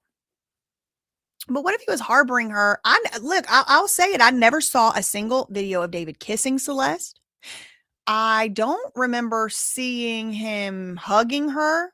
And I've had the theory before that maybe David, instead of thinking of it as he was trying to be romantic with Celeste, maybe he was. These are just, what I'm talking about right now are like fringe theories, like fringe thoughts I've had, like not likely. I'm not trying to convince anybody this is what happened, nor do I really think this is what happened. But I just try to keep a wide open mind. I try to think about every possible nook and cranny and possible thing that could have possibly happened. And is it possible David maybe wanted to be a music producer? Maybe he didn't want to only be an artist, but instead he wanted to be a Jay-Z or a P. Diddy type. And in every way. But on the surface, like he wanted to be a mogul. What if he wanted to produce music? What if he didn't just want to be an artist? What if he wanted to be a manager himself? What if he wanted to be an artist, manager, or an artist, or have his own label or have his own imprint or offshoot? And what if he was just like trying to launch Celeste's, not just, I mean, he would have been harboring a missing child, which is not, I'm not trying to excuse that by any means, but there's different nuance here that it could be he did everything, he did all of it. It could be he did none of it, but then there could be different combinations of possible hypothetical worlds where stuff had happened. And I'm not trying to advance any particular one. This is just me saying I don't know anything that actually happened. I have no inside information, but what if David was harboring this child, but what if they just didn't actually have a, what type of relationship? What if that just isn't what was going on? And what if Celeste ended up in some type of trouble situation, maybe with her family, maybe with her brother, maybe with her uncles, maybe with the cartel, maybe with organ traffickers, girl. I mean, I don't know. Maybe with her sister. And David was like, nah, I'm famous. I'm rich. You can stay at my house. They're not going to come to my house. And what if as soon as he went out of the country or what, maybe he broke up. Maybe they broke up. Maybe they didn't work out. Maybe they weren't dating. Maybe he was just trying to launch her as an artist. Like these are just the maybe. I'm definitely not trying to convince anybody this is what happened. I don't know what happened, but I think David knows what happened. Okay. That's what I'll say. But I've thought this before. What if David saw this girl. Maybe he kind of liked her. Maybe he did have an inappropriate type of crush on her. Maybe he did groom her, but maybe he didn't kill her. Maybe somebody else did. Maybe he was trying to protect her from this inevitable outcome. Do I think he was? No. Do I think that's even likely? No. No, I do not. But I try to keep a wide open mind because the truth is going to come out. More of the truth. More of the truth is going to come out. And I don't like to have too hard of a stance like, oh, he did it. He dated her. He did XYZ. He killed her. I know it. Because, like, I don't know that. I don't know. It does appear like he probably had something to do with it. But we'll see. We will see. He also had a girl that looked like her in one of his videos. I will say, oh, hold on. The medical examiner has ruled on a cause of death. Hold on.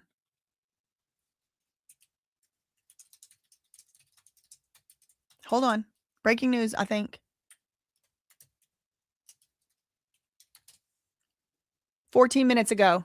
Celeste, breaking news. 14 minutes ago. Celeste Rivas Hernandez death was ruled a homicide. David arrest exclusive. Medical examiner ruled Celeste's death a homicide. Breaking news. We've been wondering. I got scalp chills.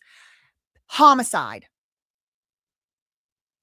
It is now known from exclusive from TMZ as of 14 minutes ago. A critical piece of evidence in the David murder case is what caused Celeste Rivas' death. And a high-ranking LAPD source tells TMZ, ooh, girl, I'm so glad that this came out while I was still on this live, because we just watched that whole video of Harvey Levin stomping and exploding his cortisol all over the TMZ set. The prosecutor's going to have a hard time. It looks like they weren't able to determine her cause of death. Well, now his same publication, after getting dragged across the internet by the New York Times, is saying it was a homicide. The medical examiner had trouble determining the manner of death because of the decomposition of her body. At the time, we were told, they may never know whether Celeste's death was a homicide or an accident. But according to this LAPD source, the medical examiner's office believes they figured it out. That's probably why he finally got arrested. David was arrested Thursday in Los Angeles, over 7 months after Celeste's decomposing corpse was found in the trunk of his Tesla. It was sitting in a Hollywood impound lot after being abandoned in the Hollywood Hills. He was booked into the LAPD 77th Street Station jail, and that's where he's being held without bail. Members of LAPD's elite robbery homicide unit showed up at a Hollywood home David was laying low at on Thursday afternoon and escorted him outside to a police car. What if David was kind of like low-key missing and they couldn't find him? What if they were having to like deploy police tactics to locate him? Because there was like he's laying low. He wasn't at the house he was originally at. And we got videos showing him in handcuffs. David's attorney, Blair Burke, and his other attorneys, Marilyn Bednarski and Regina Peter, previously told TMZ the actual evidence in this case will show that David did not murder Celeste and he was not the cause of her death. We reached out, TMZ says, to the medical examiner's office for comment on the manner of death, but the file has been officially sealed, so they didn't reply. Again, breaking news, medical examiner ruled Celeste Rivas Hernandez cause of death is a homicide. This is from a police source, a high-ranking LAPD police source. If I had to guess who the high-ranking LAPD police source was, if I had to guess who gave this information, leaked this information to TMZ, it is that same captain, sergeant, office official, whoever that guy is, of the LAPD robbery and homicide division. I think Scott Wilson, whatever it is. I bet you it's him. But nobody wants to put their name down as the person that leaked the information. Because why? Because if you will recall, it was the LAPD who forced the medical examiner's hand. The LAPD, the Los Angeles Police Department, is the one that went to court, filed papers to force the medical examiner to take away any information it had made available about Celeste and to seal the case. to not provide anybody with the medical examiner report. LAPD is the reason that happened. And now LAPD is leaking the cause of death to TMZ. Well, I guess they're not going to say who exactly said it.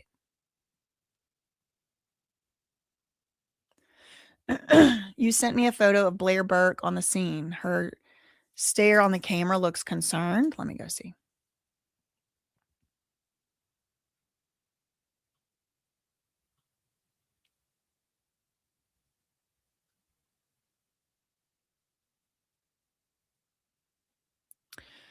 Photo of Blair Burke. Oh, she does look a little concerned. Okay, let me pull this up here. Look at her. Woo, those money changers do not age well, do they? Okay. Anyway, so here's the zoom out of it. Hold on, let me zoom in to not show the license plate because it's not redacted. Girl, she's got her little Chanel heels on. That's her out on the scene. Okay, hold on. He sent me some other stuff. Let me see.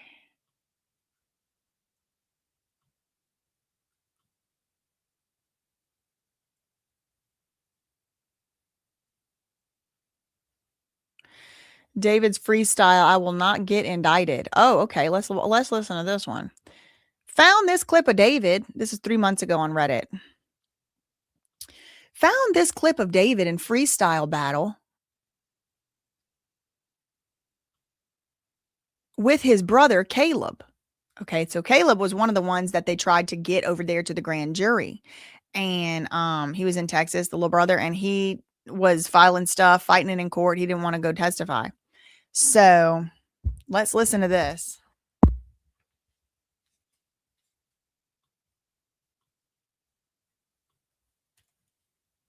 He laying, I'ma shoot him while he down. Take his body, hit the ground. I'ma murder all my friends. Call me Melly in the town. I'm not getting indicted. I'm shoot him on sight and what? You gonna pull up in you gonna pull up and deny it. I'm gonna testify.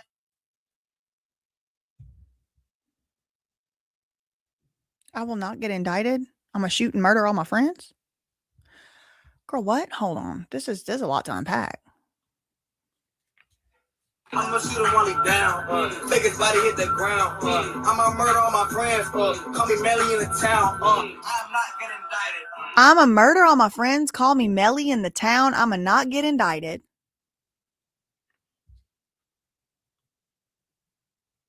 I'm shoot him on sight and what? You gonna pull up in Girl, what is that bar?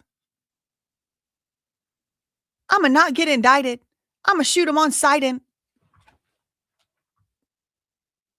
girl, what? He gonna pull up in the night? He gonna pull up in the night.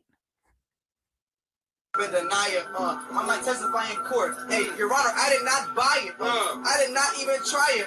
I just wanted to rely it. Hard.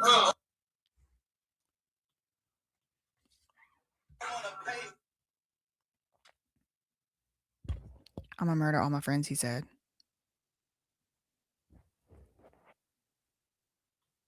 Not a good look.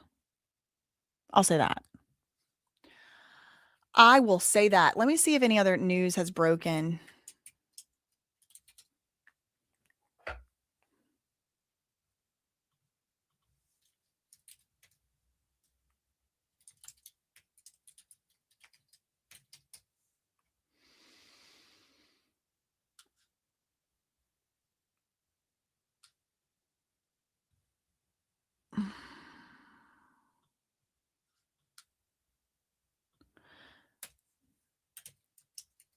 I'm just looking for any new breaking news, breaking updates.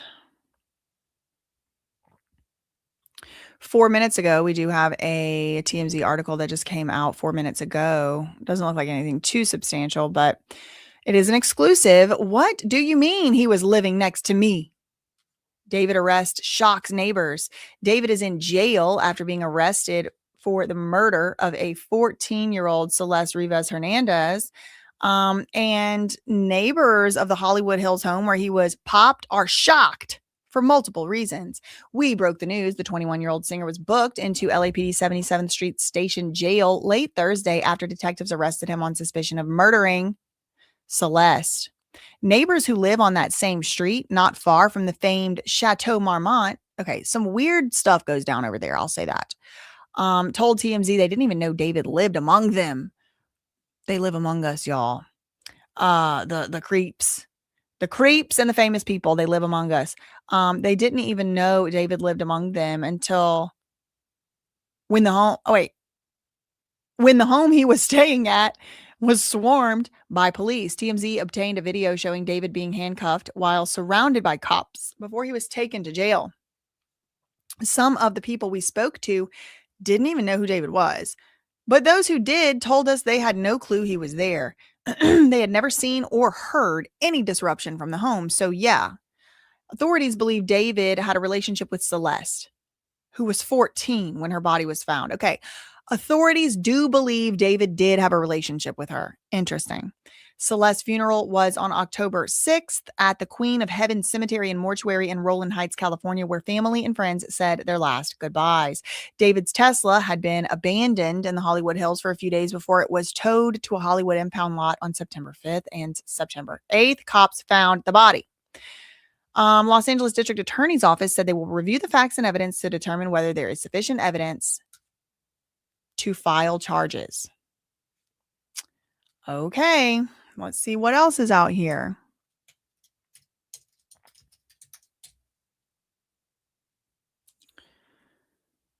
$10 hours ago, 16 hours ago, 17 hours ago.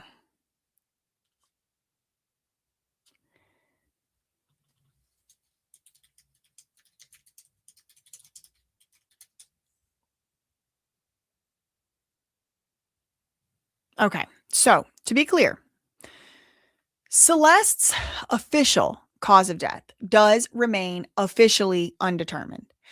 But we have now gotten reports from TMZ, which kind of goes against their previous reporting. And I'm kind of starting to put the ecosystem together. The cops probably called TMZ and told them, we know the cause of death and it was homicide. Run that. Why? Because look, this is why I'm thinking this. We have this New York Times article, right? And usually these big articles, they're dragging us. They're dragging YouTubers. They're dragging online content creators. They're dragging independent media. They're dragging, just random commenters, random people tweeting, fans. But here, public enemy number one is TMZ and Mark Garagos in this New York Times article. And what's New York Times' big gripe here? It's not just their argument has their article has almost nothing to do with the fact David was arrested. It's kind of an afterthought. Their article is about the Los Angeles media machine. And they're kind of pissed in this article. It seems like they're taking a critical view of TMZ and they're saying they have all these leaks. They leak all this stuff. Half of it turns into be misinformation that forces the police to come out to have to speak out in the middle of an investigation because TMZ is breaking news. And then they gave examples. They said the decapitation thing, the she was frozen thing. This forced the police to have to come out and make statements. Well, fine. Put a pin in that. Put that over there. Just remember it, but put it over there. Today, we had not one, but two, maybe even three different articles, all of them basically saying this is going to, or videos, all from TMZ, all basically saying this is going to be such a hard case for the prosecutors. Why did they do this way? Why did they do that way? Why didn't they this? Why didn't they that? They don't know the cause of death. It probably is undetermined. We don't know if it was undetermined or not. Pretty much TMZ basically pushing on this day where there's heightened interest in the case again because something's happened. New York Times did not write an article about David's arrest. They did not write the article and say, David arrested. No. They said the lurid case and the fervid hunt for details, the Los Angeles media machine. The very last thing they say is finally they say David got arrested. Interest in the case resurged yesterday when police said that Burke had been arrested. He was being held without bail. His case would be presented to prosecutors. But that wasn't there. They could have made a whole breaking news, David arrested, front page, him on the, getting cuffed. No, they made a whole article on this day where they knew people were going to be looking for news and they knew people were going to click on the New York Times news about the media machine.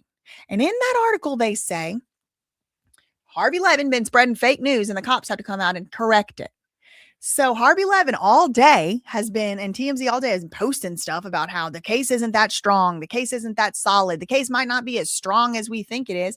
Let me just show y'all, for example. Let's take a look at the search results for TMZ David. David arrested for the murder of Celeste. David murder, look, 3 hours ago. Here's a headline. David murder arrest indicates problems with prosecution case. Medical exam. David arrest shocks the Hollywood area. I want to do TMZ. Yeah. Okay. David arrested in Sandra Bullock's old house. Oh, I didn't even read this one. Exclusive. Sandra Bullock is the ex-owner of David's home. It's a small world, and Hollywood might even be smaller because David was posting up at Sandra Bullock's former Hollywood home when he was arrested in connection with Celeste's death. It's unclear how long David was laying low at the stunning 4-bedroom, 3-bathroom house, but according to Zillow, it was $17,500 a month. And it was listed in September, the month that Celeste was found. The listing was removed last month. As you know, Celeste's body was found in the Tesla. September 19th, he canceled. Back to Sandra. She lived in the bungalow beginning in 2001 when she bought it for $1.48 million. She bought other properties afterward, including an Orange County escape with ex-husband Jesse James, but she kept her trusty Hollywood pad until she sold it in 2018 for $2.9 million. The home offers high-end finishes. David was living among some of the biggest stars in the house.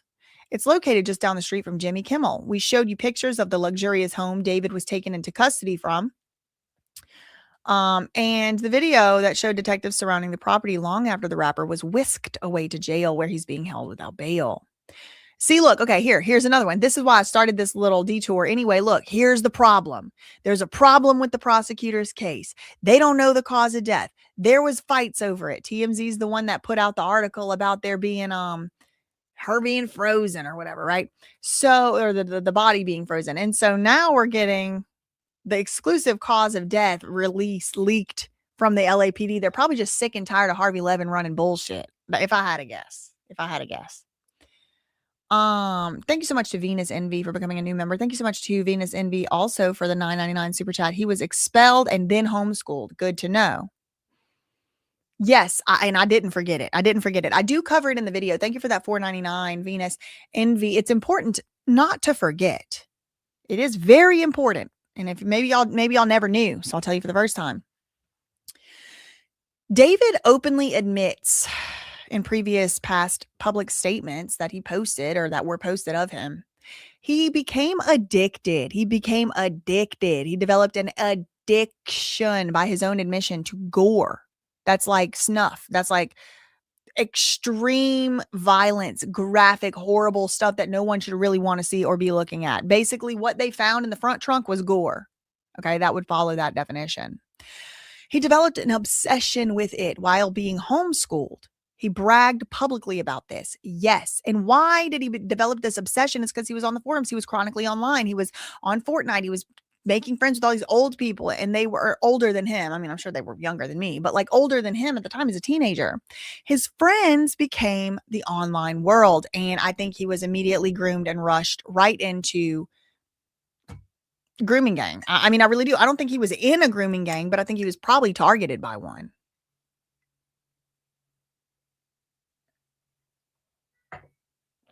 So,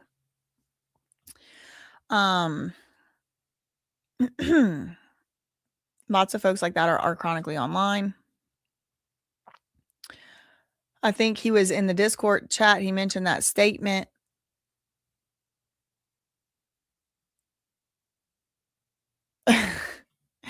If David was smart, he would live in a cheap hotel till this was over with. Maybe, but those might have cameras in them and, attendants that could tell what he was doing and stuff. I know. Why was he expelled? I don't know. I didn't even know he was expelled till I just heard that right now. But yeah, don't forget, David had a gore obsession. And once somebody's obsessed with gore, what it means is they've become desensitized. That means, some of us, me, for example, I can't even watch a scary movie. I'm doing this. I do this at when the scary part If there's a fight scene, there's a shootout, there's guns, there's stabbing, there's, those war scenes, I'm doing this. It's because I'm sensitive. I'm very sensitive to visual imagery of human suffering. I have a sensitivity. So there's ways to overcome sensitivities. Exposure therapy is one. So usually when people expose themselves to and watch a lot of that type of content, and it's not just gore, it's also like extreme SUL content, it starts to change your actual perception of things. It changes the perception of the whole world. It changes the chemical balance. Your hormones start to be to produce at different levels in different ways. Cortisol, different neurotransmitters fire differently when you become, all along the way, as you become desensitized. But at the end of it, you're not sensitive anymore. You just can watch it. This happens in some ways that's not that sinister. Like, for example, probably it would be pretty difficult for most of us to perform a brain surgery or an open heart surgery. It would probably be difficult for a lot of us to skin a fish, to fillet the fish, or to clean and gut a deer after you hunted it down and killed it. But for people that, been doing that their whole life, ain't nothing to them. And take care of that deer right now. So you become desensitized to stuff. It don't necessarily always mean it's something horrible and sinister, but in the case of gore, you're not hunting for food. You're not doing brain surgery to help someone live. You're not doing an organ transplant. You're just looking at depraved stuff just for what? And he said that he did it to desensitize himself. I'm remembering now, he literally said he did it to desensitize himself, to make himself desensitized. Now, did someone encourage him to do that, or he just wanted to become desensitized? I don't know. But did that desensitization play any role at all whatsoever in how Celeste Rivas Hernandez ended up? And will the gore stuff come up at a trial?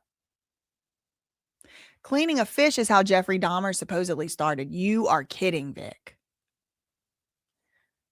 You hate fight scenes, but you can watch horror films. I could watch like thrillers, like a psychological thriller, something like heady. But huge rise of people pushing it on pushing that type of materials on YouTube, not me. Why was she running away from her home is a great question, Amy. Great question. Why was she running away from home? What was she running away from? Who was she running away from, if anything? Usually when you're running away from home, you're running away from something at home.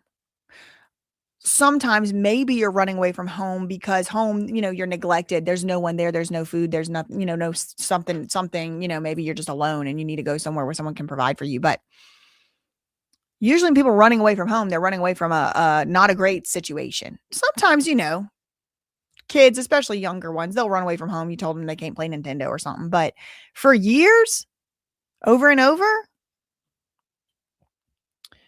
I did not watch the Clown It series. I've never watched one single It movie. Not the old ones, not the new one. Nope.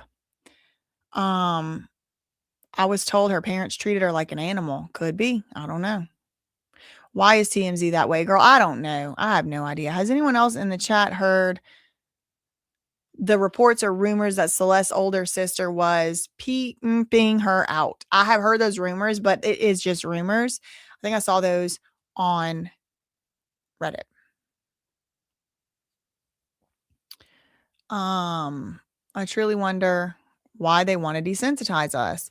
I think it has to do with losing hope. I think it has to do with what we're willing to accept, treatment we're willing to accept of our, treatment of our own and other people getting treated certain ways. David has flay knife for skinning fish and bodies. Oh God. I don't watch them. I don't have any. G Size said, don't watch it. I regret it. I won't. I never watched The Passion of the Christ either, and I never will. The other night, Prim was like, The Passion of the Christ is on, I don't know, what was it, Netflix? I don't know, YouTube, something. I said, oh, you can watch that by yourself. I ain't watching that. He was like offended on the behalf of Jesus or something. Prim was like, why? I said, I've never watched it. I've avoided watching and I never will. He was like, why? I was like, because it's like torture corn, but I didn't say corn. And then I told him like, they basically are like beating and abusing Jesus. I'm like, I think it's the money changers, the ones that actually killed him all the way back then. Their descendants are now like replaying it for all of us to have to see what they did to him. I don't want to watch that. Hell no. My daddy said Jesus got off that cross. He don't know why people wear Jesus, wear crosses and why they put Jesus on a cross. He said, that's stupid. Jesus got off that cross. He was only up there for a little while. We need to have Jesus doing something else. When you mentioned the running away because of the Nintendo, it reminded me of Thomas Medlin. Right. And he ended up dying, poor thing. They did find his body. Okay, well, I wasn't even going to go live today, so let me do one more check because, like, as soon as I get off, some crazy breaking news I already know is going to happen. But, y'all, my voice is so tired. Let's see if this has been updated. No. Okay, I'm going to call it a day on this one. That's all I really had for this one. I'll probably see y'all on Monday. In the meantime, opinions ain't defamation. Facts ain't defamation. And everybody's innocent until proven guilty. That is really a true thing. I really believe. And I think we should act and behave accordingly because the truth is the most important thing. Love you, mean it. Okay, bye.